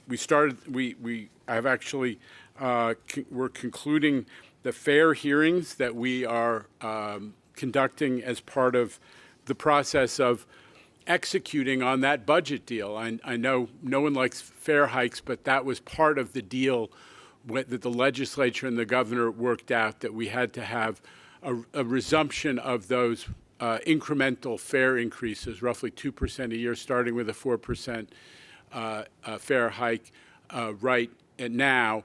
But we haven't had an increase in the base fare since, I think, 2015. And it proved over time that we were doing a pretty good job of not disrupting customers hugely by having small, incremental, and predictable increases. And we're going back to that model. We're also, as I said, crossing the finish line by getting the FONSI for congestion pricing. And that is the first topic that I wanted to talk about. This afternoon, I'm going to be joining Governor Hochul at an event to celebrate that the Federal Highway Administration, which is part of U.S. DOT, has agreed that with the package of mitigation initiatives that we laid out in the environmental assessment, that 4,000-page document that we developed in tandem with literally hundreds and hundreds of stakeholders at hundreds of meetings and discussions, their finding is the congestion pricing does not create a significant impact under federal law. Let me underscore that. The finding of the federal officials who are responsible for the environmental law of the United States is that congestion pricing does not create an impact judged to be significant under federal law. I want to congratulate everybody who is involved in the effort to get there, and I'm going to list a few names because we're going to list a few names because a lot of people did. You can imagine with a 4,000-page document, there was a ton of work done. First and foremost, Dr. Allison De Sereno, who really is an expert and a general to lead everybody through to success on that. Where's Allison? Allison, please stand.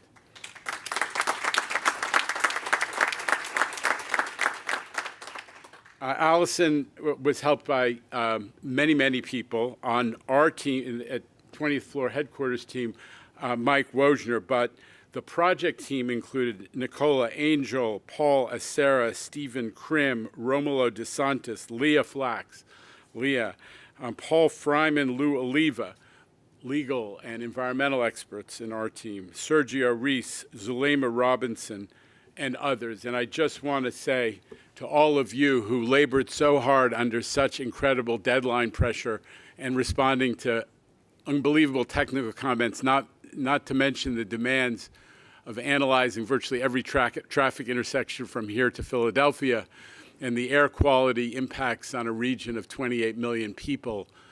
Thank you. You've done historic service. So let's give them a hand. And I also want to thank our partners at New York City DOT, Will Carey, obviously the commissioner and your colleagues in City Hall, but at New York City DOT, a great team led by Will Carey, who's an assistant commissioner, and also the state DOT, who was the third partner in this triumvirate, led by Commissioner Marie-Therese Dominguez. And finally, the Federal Highway Administration, who had to do almost as much work as the team that we're acknowledging, led by not just Shaylin Bott, who's the Federal Highway Administrator under Secretary Pete Buttigieg, but the Regional Office of Federal Highways, led by Rick Markey in Albany, huge partners. So now with this shift in process to a new phase with a TMRB, the Statutory Advisory Group, can get started on their mission, which is laid out in the statute. And I just want to remind everybody, their mission is to develop a toll package that reduces the number of vehicles entering the central business district by at least 10%. We'd like to shoot for better than that, to really start to clear up traffic, clear up the air, reduce traffic violence, but also the second mission is to generate enough revenue to allow us to bond up to $15 billion for the MTA capital program. And that's really a big undertaking, because we are at the moment when we're ready to do the final phase, to undertake the final phase of our 2020 to 2024 capital program. In addition to the good news on congestion pricing, we're getting positive indication from the feds on capital, all kinds of capital grants, now that there has been a resolution on the operating budget. It gets a little bureaucratic, but the feds wanted to know that we had a plan to make sure that we could cover the cost of operating this great system for the foreseeable future. The Albany budget deal did that. Now they're starting to open the spigot on other grants with us, and Second Avenue Subway is right there ready to go. So today, we're doing a couple things in the capital plan amendment, but one of them is to put us in a position to put out the RFP for the first Second Avenue Subway Phase 2 contract, the utility relocation contract. And this is, the start of this project. Do not underestimate the historic importance of this. The Second Avenue elevated trains closed in 1940. 1940. And at that time, those people, Andrew's going to correct me on some aspect of my historical memory, I'm sure. And if not, Randy will be here to tell me what trains they ran, right? But But in 1940, they were promised that there was a subway coming. And the promise kept being repeated and repeated and repeated. It is the most transit-dependent part of New York City, as judged by how people get to and from work and to school and otherwise. And they've been waiting for a subway all these years, and now we're on the verge of landing the federal grant that's going to make it happen. So big milestone, enabled in part by what you're going to do on the capital budget today. The same significance, I think, attaches to the progress on Penn reconstruction. You may have seen the governor's announcement yesterday that the state is now moving forward. We've started you've seen in the past what we call concept design. Now we're going to do the full design right up to the point where you can let contracts. That's what happened as of yesterday.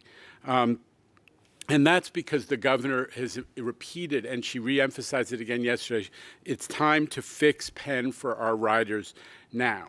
And we're not going to be waiting, and this was, again, part of her announcement yesterday, we're no longer going to be linking the progress and the commitment to Penn reconstruction to the plan for getting revenue out of real estate development. It's just going to be about putting together in a more traditional way state and federal money, hopefully with support from our partners across the river in New Jersey, in support of Penn reconstruction. Because if you've been to Penn recently, right, Paige? You gotta recognize that we put in the new corridor and the Long Island Railroad corridor. Penn Station experience is getting better for Long Island Railroad customers. Our New Jersey friends are still in a very, very tough facility and very, very crowded facility. They need it too, and we're counting on that partnership. So the photo here is just one of many of the new renderings that were released yesterday, and it shows a huge new train hall. It could be the size of Moynihan plus Grand Central. If you take existing Penn and take out about half of that upper level, I see the one engineer on our board, Jamie Barbas, nodding. If you take out some of the upper level, you can create an open space with light penetrating because of the space between 2 Penn and the garden, and you can create a space the size of Grand Central and Moynihan Station's main hall combined. Time to get it done. Now, as the board and the public also know, we're preparing to implement the fare changes that were necessary to get the budget, to effectuate the budget deal in Albany. And thanks to the legislature and Governor Hochul, rather than having the 5.5% fare and toll hike that was enacted as part of this board's budget, we were able to reduce that to 4% because there was extra money coming from Albany. We have had public hearings on the fare proposals, and those wrapped up yesterday, 4 of them in total. Many of you came, and I want to thank the board for being present. Some were able to attend all of them. Thank you, Mr. Solomon, for making time. We had a slightly different approach this time around, which is that we tried to, where appropriate, respond to people's questions, in real time. And as a result, we were able to actually address some concerns that we heard. Several CUNY students had questions about their Metro card, and we were able to link them to the CUNY program that provides free Metro cards. We also helped a lot of people sign up for fair fares who may be eligible. And of course, we heard some opposition to any fare increase at all, but also especially from some of the riders' organizations, a few voices in support of fare increase as part of the massive support we got from Albany this year. And there was some commentary about the fare pilots that are up for approval today by the board, the fare-free buses pilot that was enacted by the legislature, as well as the e-hail expansion. You're going to get more detailed information about the fare-free bus proposal next month. Remember, that's 5 bus routes, 1 in each borough. We're still hammering out the details, but we have to get it implemented by September under the law, so you will be hearing about it in July. But I just want to underscore again, making transit affordable throughout the system remains a major priority. We're doing everything we can to lessen the burden on riders by promoting fair fares, by keeping the Long Island Railroad and Metro North monthly tickets below the cost that they were charging pre-pandemic. Yes, there's a little 4% uptick, but we're still below pre-pandemic monthly ticket prices. And I hope that we, especially our suburban members, can make sure that that message is getting through. We're wildly expanding. Under this board's leadership, we've really taken a much broader approach to city ticket to try to make sure that New York City residents get the benefit of the commuter rail system. We expanded it everywhere in the off-peak, and now we're making it 24/7 in effect. A reduced fare for traveling on the commuter railroads within the city of New York is becoming a 24/7 thing. And we're also moving to the more flexible approach to Omni, in the sense that the rolling fare capping, so you can get the 7-day ticket, you can get in fact the benefit of freebies after you hit 13, whatever day you start your week on. Before it was limited to Monday through Sunday. Now it's going to be whatever day. And we're aggressively cutting our operating expenses and tackling fare and toll evasion. And I want to talk about that for just a second.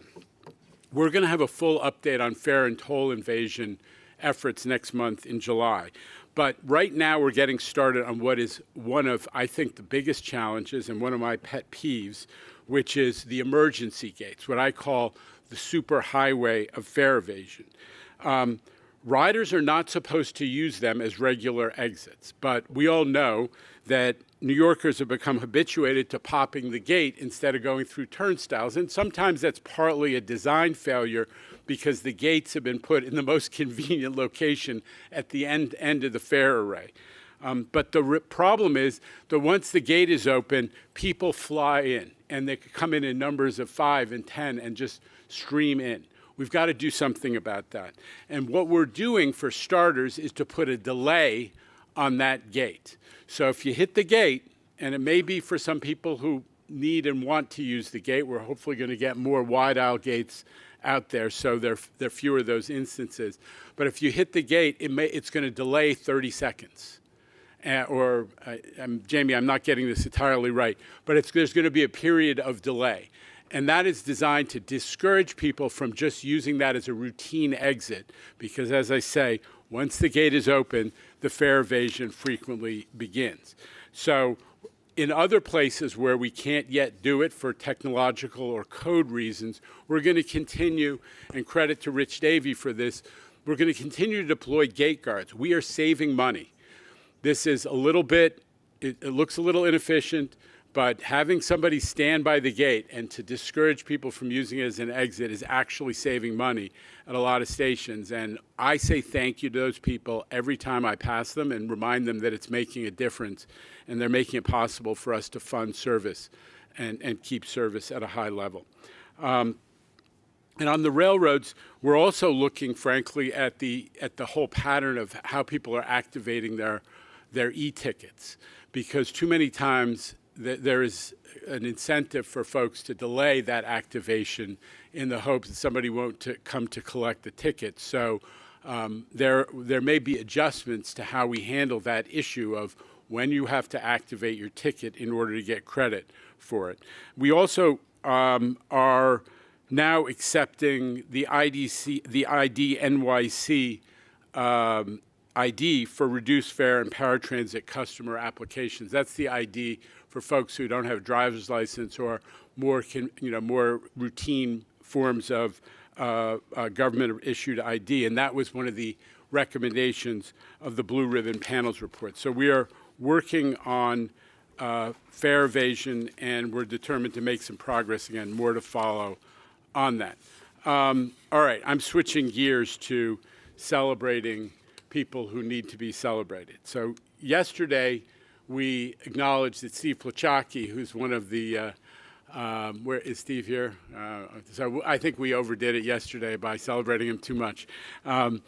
but that Steve Plachocki, who's the only man who could make procurement seem incredibly exciting, is retiring, and thanked him for his service. And today, after 29 years of service, New York City Transit Chief Diversity and Equal Opportunity Officer Joel Andrews, Joel, please stand, is retiring.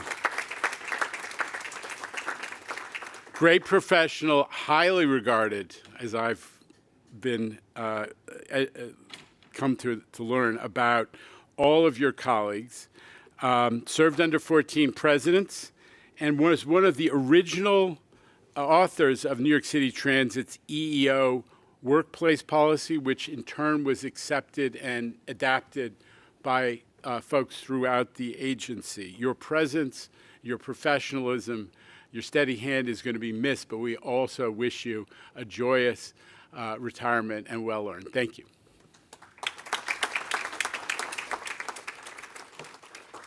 But we also, on a less celebratory note, have to acknowledge the passing of two important MTA figures. I talked yesterday at the board about former MTA chair and former Lieutenant Governor Dick Ravitch. I want to once again celebrate his legacy, as I said, as in some ways the father of the modern MTA, having led this agency out of the darkest days in the late 70s and early 80s. More recently, he was a pivotal voice for funding transit as the essential service it is, and actually wrote op-eds during this legislative session urging the legislature to take action on the governor's budget proposal. He is part of what we're celebrating today in terms of the MTA's security, as well as where we got out of in the 1980s. And we all owe him an incredible debt of gratitude for his incredible public service. And last week, we also lost Michael Horodnichano, Dr. Horodnichano, who led MTA Capital Construction for many years. Charming, colorful, a friend to everybody who worked with him, and a passionate advocate for MTA capital projects. He oversaw some incredible projects, including Phase 1 of 2nd Avenue Subway, the 7-line extension, the opening of Fulton Transit Center, and as well as East Side Access. So I was there at his funeral, as were the former MTA chairs Walder and Pendergast, and we all agreed that the MTA owes a lot to Dr. Horodnichano, and we're going to miss him. I just want to acknowledge him as well. So with that, Mr. Glucksman. Do we have a mention of Don Harold, the patriarch of the Transit Museum? Please. Yes, he was worked in public relations. I met him back in 1965, and he's always an advocate for preserving equipment, and the Transit Museum owes him a big debt of gratitude for all that he did. Thank you. Thanks, Randy. Okay. At this point, the capital plan amendment. Mr. Mulligan? The MTA brings two action items today, the 20 to 24 capital program amendment number 3 and the 15 to 19 funding amendment. Amendment number 3 to the MTA 20 to 24 capital program with a total funding amount of $55.442 billion, and to authorize the MTA to submit the $52.116 billion capital program to the Capital Program Review Board portion of that amendment to the CPRB for its review and proposal, consistent with the recommendations of the Crow Forensic Audit and in accordance with Public Authorities Law 2969B. Amendment 3, as we discussed more extensively yesterday, moves $878 million from the core CPRB agencies to network expansion, including $678 million for the second phase of 2nd Avenue Subway, as discussed by the chairman earlier, as required by the federal government to increase the contingency for that project to make it eligible for a full funding grant agreement later this year, as well as $200 million going to coach purchases for Penn Station Access Project. And that transfer of money, we're looking to mitigate the impact of that when we receive a decision on the federal state partnership grant that we've applied to. That's a federal grant under the Biden Infrastructure Act for an up to 80% funding support for the PIN Access project. That award, which is expected in the fall, could be as high as $1.4 billion in new federal revenues, which would allow us to restore some of the funding that we've mobilized in order to facilitate the award of Second Avenue Subway Phase 2 and the early award of PIN Access in December of 2021. Amendment 3 also enables the acceleration of important state-of-grid repair projects like the enhanced overcoat and steel repair system for New York City's elevated project. It enables the acceleration of Phase 2 of the Park Avenue Viaduct, as well as funding additional new projects like the B&T main cable dehumidification project for the Verrazano Bridge, and facilitating funding for Long Island Railroad Hollis Station ADA construction as well as platform improvements. Did you say Hollis Station? Yeah, okay, good. Hollis. I'm sorry, I apologize. Additionally, in accordance with public authorities law, the amendment right sizes project estimates based on scope, schedule revisions, bid results, and market conditions. And now I hand it over to Kevin to discuss the funding elements of the amendment. Thanks, Tim. Both the 2020-24 and 15-19 capital program funding mixes are proposed to be adjusted to best meet the financing requirements of Second Avenue Subway Phase 2 project, the capital costs of which are included in both programs. The net impact of the proposed funding changes is that federal funding of $643 million will be moved from the 2015 to 19 program to the 2020-24 program, and $643 million of funding from MTA bonds will, on an offsetting basis, be moved from 2020 to 24 to 15 to 19 program. These changes will result in no increase in the overall funding for both programs, no increase in the overall amount of bonds required to be issued by MTA, just a change in the mix of sources.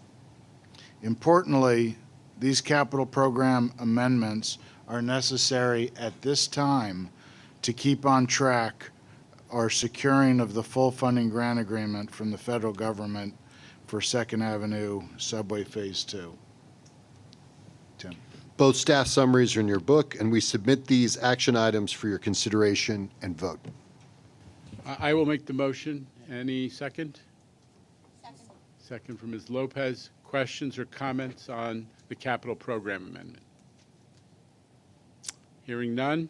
All in favor? Any opposition or abstention? The motion carries. The board, at some length, you've heard from Chris Pangilinan and Q about the eHail program. Let me turn it over to Jay Patel, our Deputy Chief Financial Officer, to introduce the action item. Jay. Thank you, Chair. As Chris described earlier this morning, Phase 1 of eHail program began in October 2017. MTA analyzed Phase 1 and, based on the results, has restructured the eHail program. Program details are outlined in the staff summary you received. Today, we are proposing to end Phase 1 and transition to Phase 2 expansion around August 2023. I submit this item for board consideration and vote. Motion? Lisa Soren, second. Mr. Chu. All in favor? Any opposition or abstention? Okay, the item carries.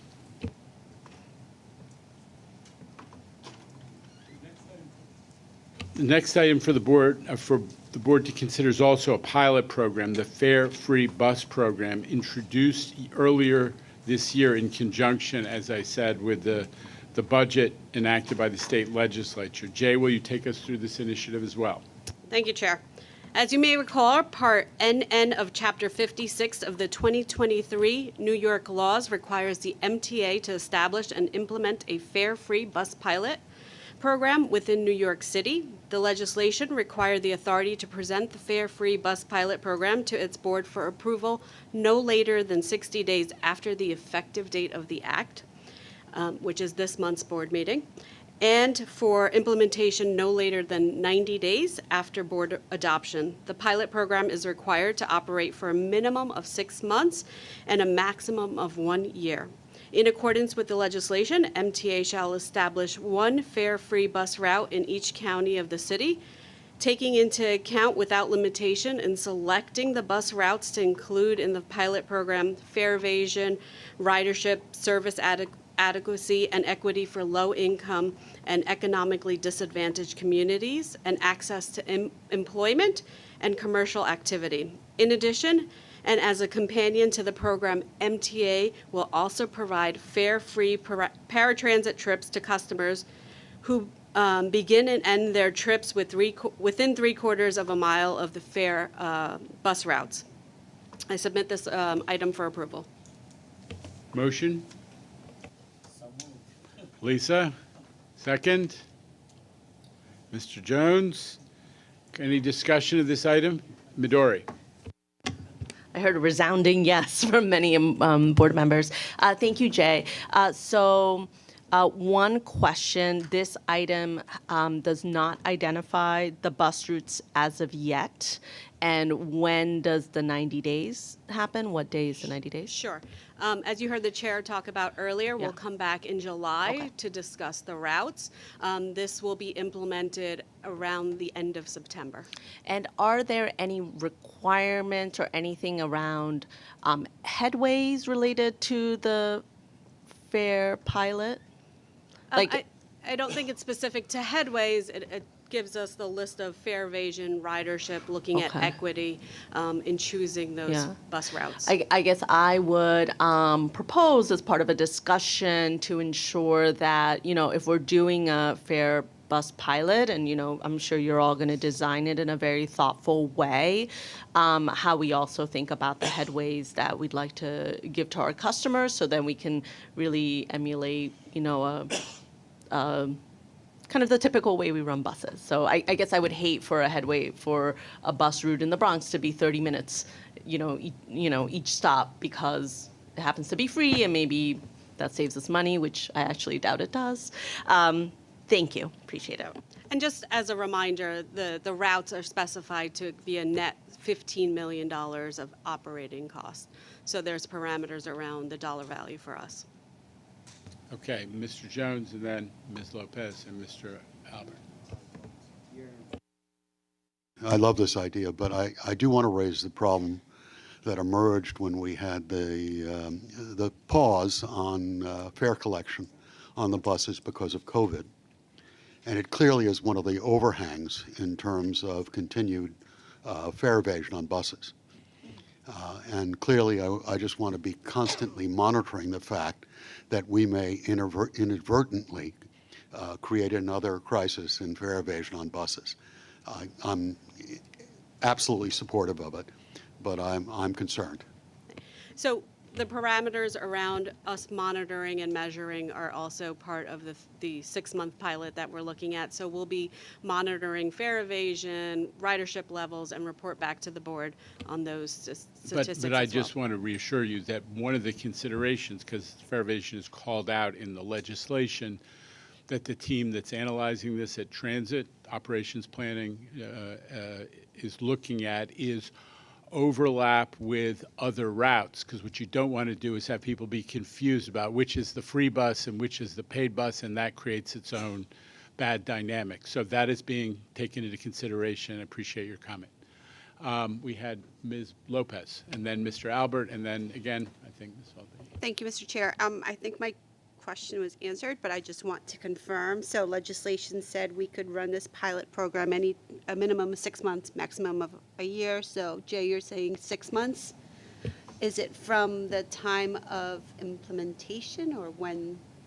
It's from the implementation. So at the end of September starts the period for 6 months, and then up to a year.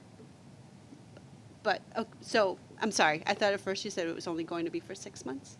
No, it's a minimum of 6 months, maximum of 1 year. But we don't know how long this pilot program. Correct. We'll be evaluating during the process and report back to the board. Thank you. Yes, I'm also concerned that this could lead to fare evasion on other buses or the subway, and I'm wondering, will we have clear signage on these 5 routes that say this is a pilot? You know, this is where you don't have to pay. If you're connecting to another bus route or a subway, please remember those are not fare free, and you must pay your fare. Mr. Davey has designed a signage system that's very clear. It includes a hologram of Mr. Davey yelling, "This is the free bus, this is the free bus." Rich, describe what you've done. In transit, we too share the concerns raised, in particular for our bus operators who are operating those vehicles that we are still requiring fares, right? We have seen, employee assaults, for example, that we're very mindful of. So, but to answer your question, but yes, we are looking at very clear signage, but also not looking to create a micro fleet. I think that's one thing that Frank and I have really thought about is if you carve out, those buses out of that route, then it does not allow, the bus team the flexibility to move buses around as they might need for shuttles or other issues. But bottom line is we've developed some in-house signage. The chair and I actually saw some mock-ups of that last week. It looked actually pretty good and should only take our bus operators a matter of 1 or 2 minutes to actually deploy it, which is another consideration. So. Ms. Valdivia. Thank you, Chair. So we have these 5 bus routes in different boroughs at different points in our time at the MTA. People have talked about all-door boarding and the potential of all-door boarding. I guess my request is, since we're doing the free pilot anyway, is there a way in which we can learn more about all-door boarding as it relates to almost like I don't know if it's an experiment of sorts, but to understand what kind of seconds maybe that you're gaining or you're losing, what kind of seconds that you're gaining on the route, so then we can understand, assuming, fare evasion proposals are in place at some point, all-door boarding. How can that be incorporated into the 5 bus routes? I think that's why we've been really calling this a study to look at a number of things. So, for example, the bus fleet will have, I think most of the bus fleet will have the automated passenger counters, for example, right? So obviously if people aren't paying, that's one way to determine how many folks are on the bus, but looking at the automated passenger counts will also allow us to see what behavior changes are happening on the free bus routes or on those that are still paid. So I think there's a lot for us to learn, and we're in that regard. I think that's why this study should, among other things, help us to consider what all-door boarding might bring us in the future. Okay. There's a motion on the floor. Can I call the question? All in favor? Any opposition or abstention? The item carries. Thank you all. Now to our even more routine board business. The minutes of the May board meeting and minutes from each of the committee have been distributed to all members. Any corrections or omissions? Mr. Albert. So on page 8, in the 3rd paragraph, it says the chair acknowledge instead of acknowledged the transit advocates. That's just a grammatical one. On page 9, near the second to the last paragraph, it has fares as F-A-R-E, F-A-R-E-S instead of F-A-I-R, F-A-R-E-S. But a more serious note, on page 11, it has you stating that the R68 cars are old friends and you rode them on the 3 and the shuttle. I sure hope you didn't, because that would be a calamity. I You think can't you have made the B division correction. cars Yeah, I think on you it. made the correction last month, and now it will be emblazoned in the minutes. I think as it should well. be R62s that you refer. Yes, Yes. that's correct.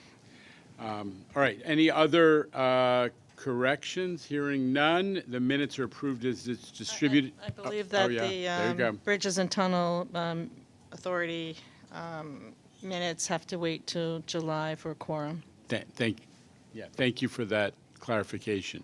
So with the corrections and also the exclusion of the B&T minutes, They're approved as corrected. There are no items from the Bridges and Tunnels and the New York City Transit Committee this month. May we hear from the Railroad Committee? Board Member Chu. Mr. Chair, the Joint Railroad Committee met Monday and reports the following. There is one competitive item for $7.8 million, which is on behalf of the Connecticut Department of Transportation from the MTA. The committee recommends this item, and I move it. Second. Ms. Lopez, all in favor? Any opposition or abstention? The item is approved. Mr. Chu. Well, before I conclude, while I have the floor, I'd like to commend the addition of, take the opportunity to commend the addition of John Durso to the TMRB, someone who I've worked with going on 2 decades. I couldn't think of a finer person to serve in that difficult role. And John is a glutton for punishment, and he's proved it yet again. This concludes the Joint Railroad Committee report. Thank you. Board Member Solomon, would you do the Capital Committee report, please? Thank you, Chair. Capital Program Committee met Monday, reports the following. Construction Development has 5 competitive items and 8 ratifications for a total of $30.5 million. The committee recommends these items, and I move them. Second. Mr. Brown. Mr. Jones. All in favor? Any opposition or abstention? The items carry.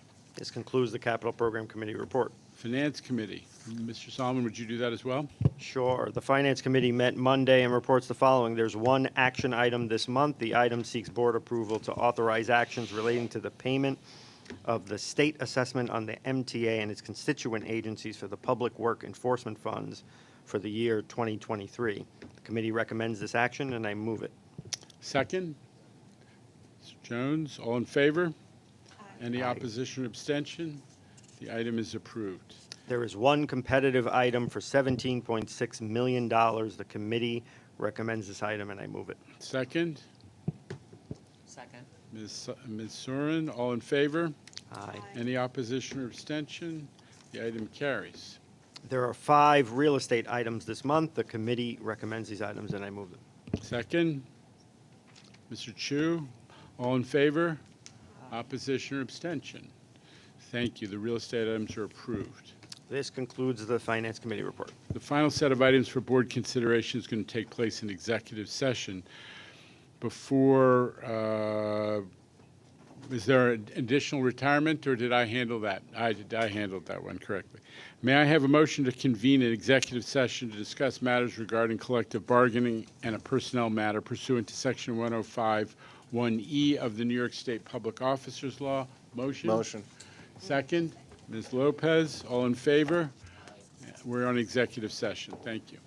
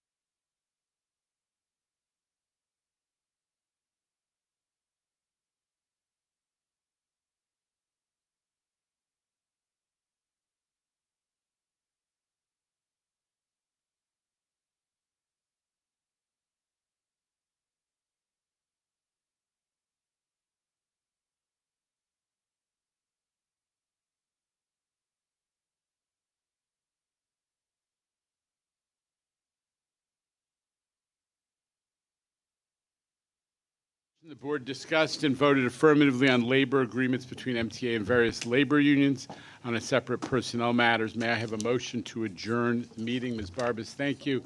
Ms. Chu, thank you for your second. All in favor? The meeting is adjourned.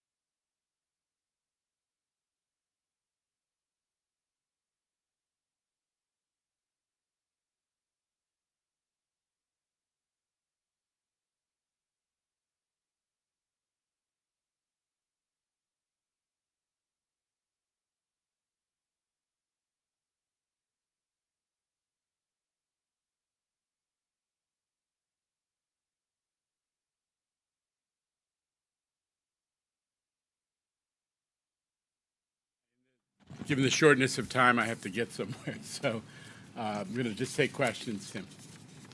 Why don't you let her rip? Very good. We're going to start with David Meyer, who is here from Streets Blog.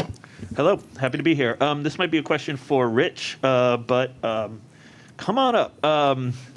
Yeah, we will do that. Midori mentioned all-door boarding in the context of the free bus pilot, and I just wanted to hear a little bit about where the all-door boarding situation stands, whether that's a consideration in the free bus pilot, and what other considerations are on the agenda in the all-door boarding sphere at the I moment. can say with certainty in the free bus pilot, the impact on speeds is definitely one of the considerations, as well as the impact on fare evasion, the impact on a variety of different things. So that will, to the extent that all-door boarding does relate to bus speeds and service speeds, I think that's how that question will be factored in.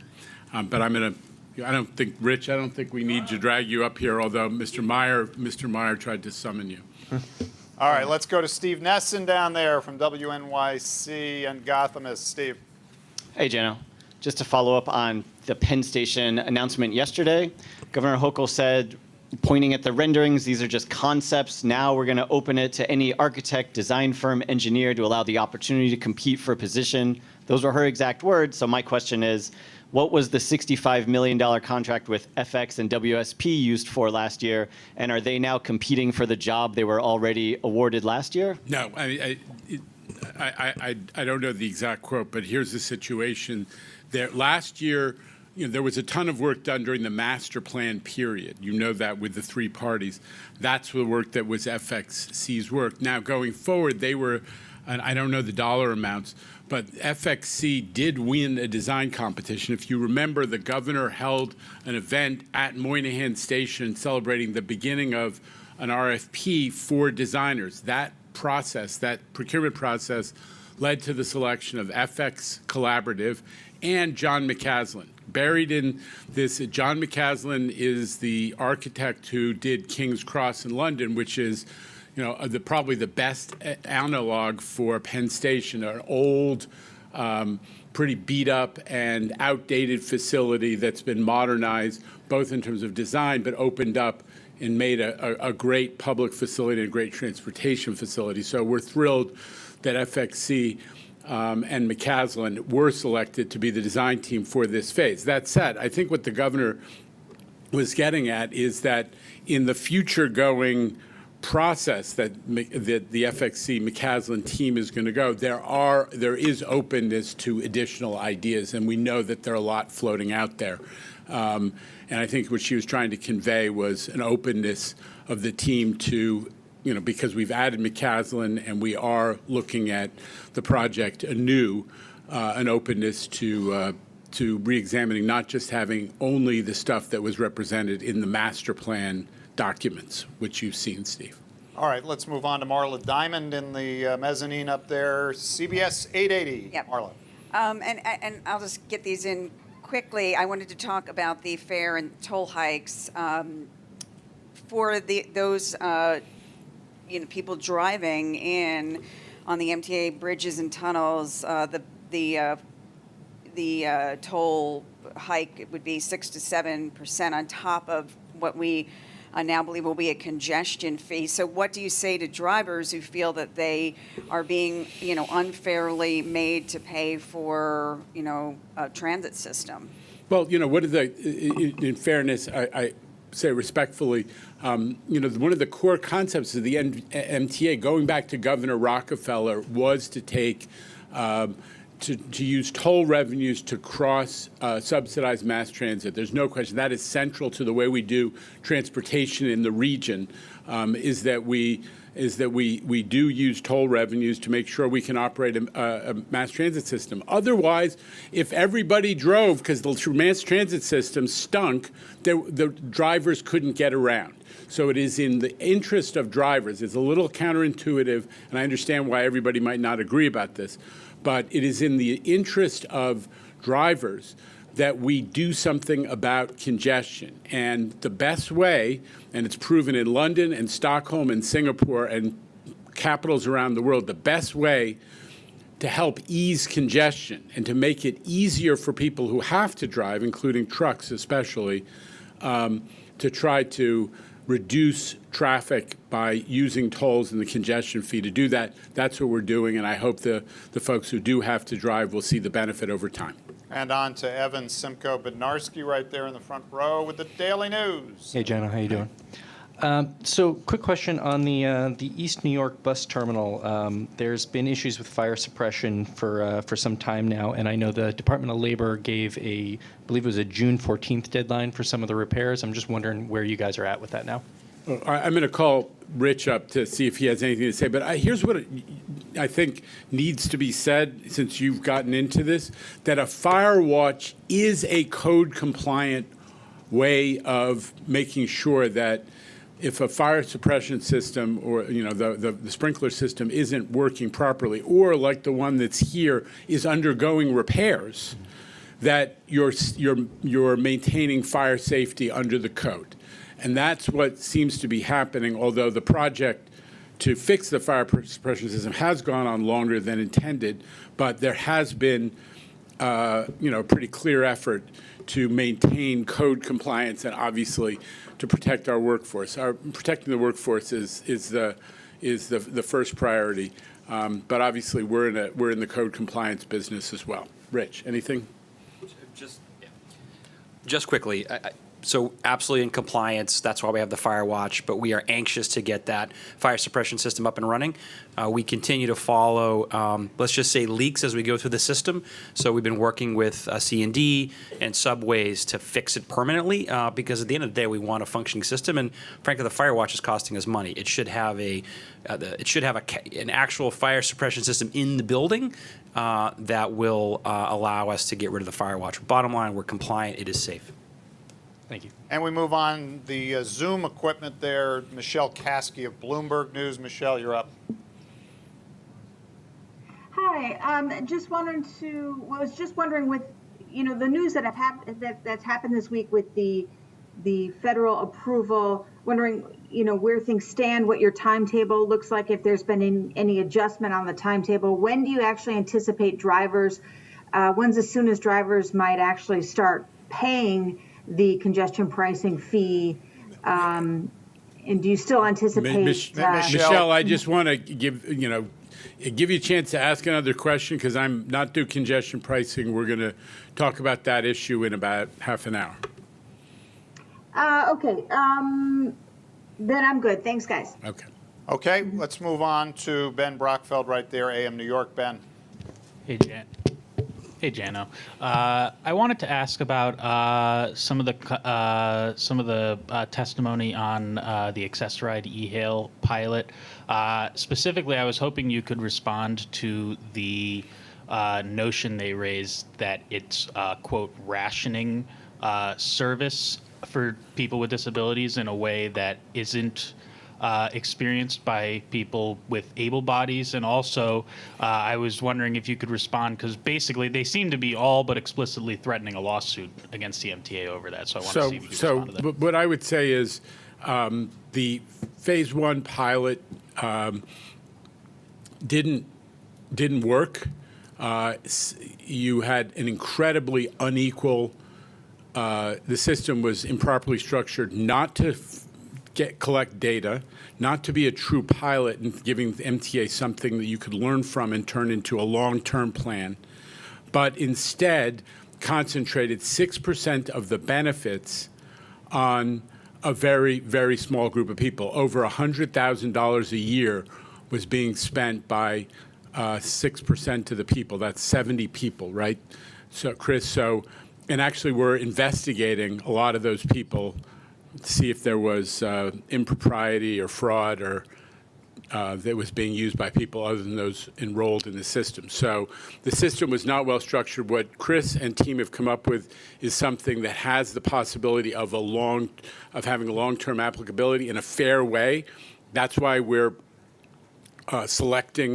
randomly selecting participants instead of giving it only like phase one to insiders who knew about it. You heard some people say, I knew about this because I was an activist.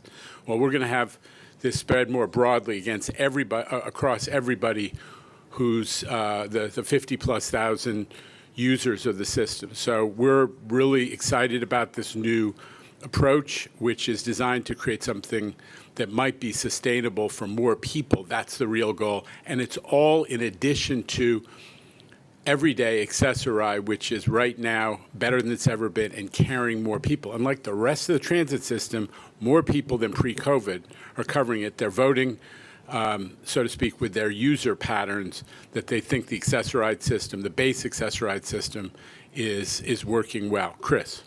Thanks, Jano, and thanks for the question. Yeah, I think it's a good reminder that the Access-a-Ride system will always be unlimited and always be available for anyone that wants to use the traditional Access-a-Ride system, including the e-hail participants. E-hail is a layer on top of that to provide that flexibility and spontaneity, and it is in line with a lot of other on-demand type of programs around the country. No other program has unlimited on-demand rides. The one in San Francisco, for example, is capped far lower than ours at $330 with a 20% copay, and that $330 a month with a 20% copay.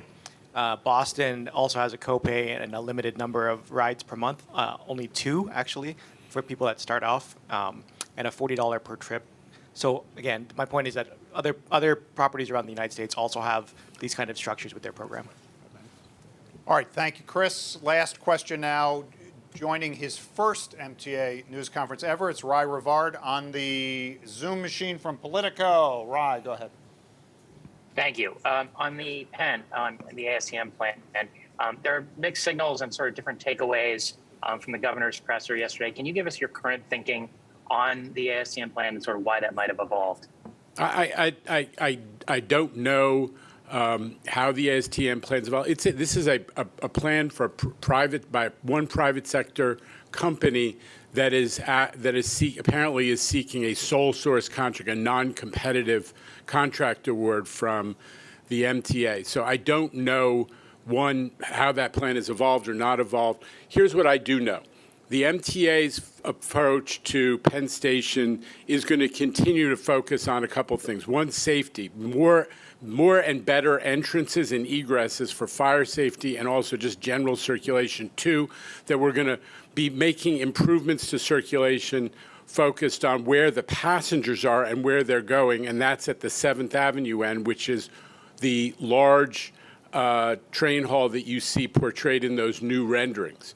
So, and three, that we are committed to improving 8th Avenue, but we believe that you can do that with dramatic improvements to the corners, and that you don't need to have the ASTM plan, also known as the Madison Square Garden plan, executed to bail out Madison Square Garden and give them $1 billion. So the MTA is about passenger movement and about prudent investment of public dollars. It's not about, instead of getting Madison Square Garden to cooperate with the public facility, to bail Madison Square Garden out because of their less than successful theater investments. Thank you, Jano. Thanks, Chris. Thanks, Rich. And good afternoon from Lower Manhattan.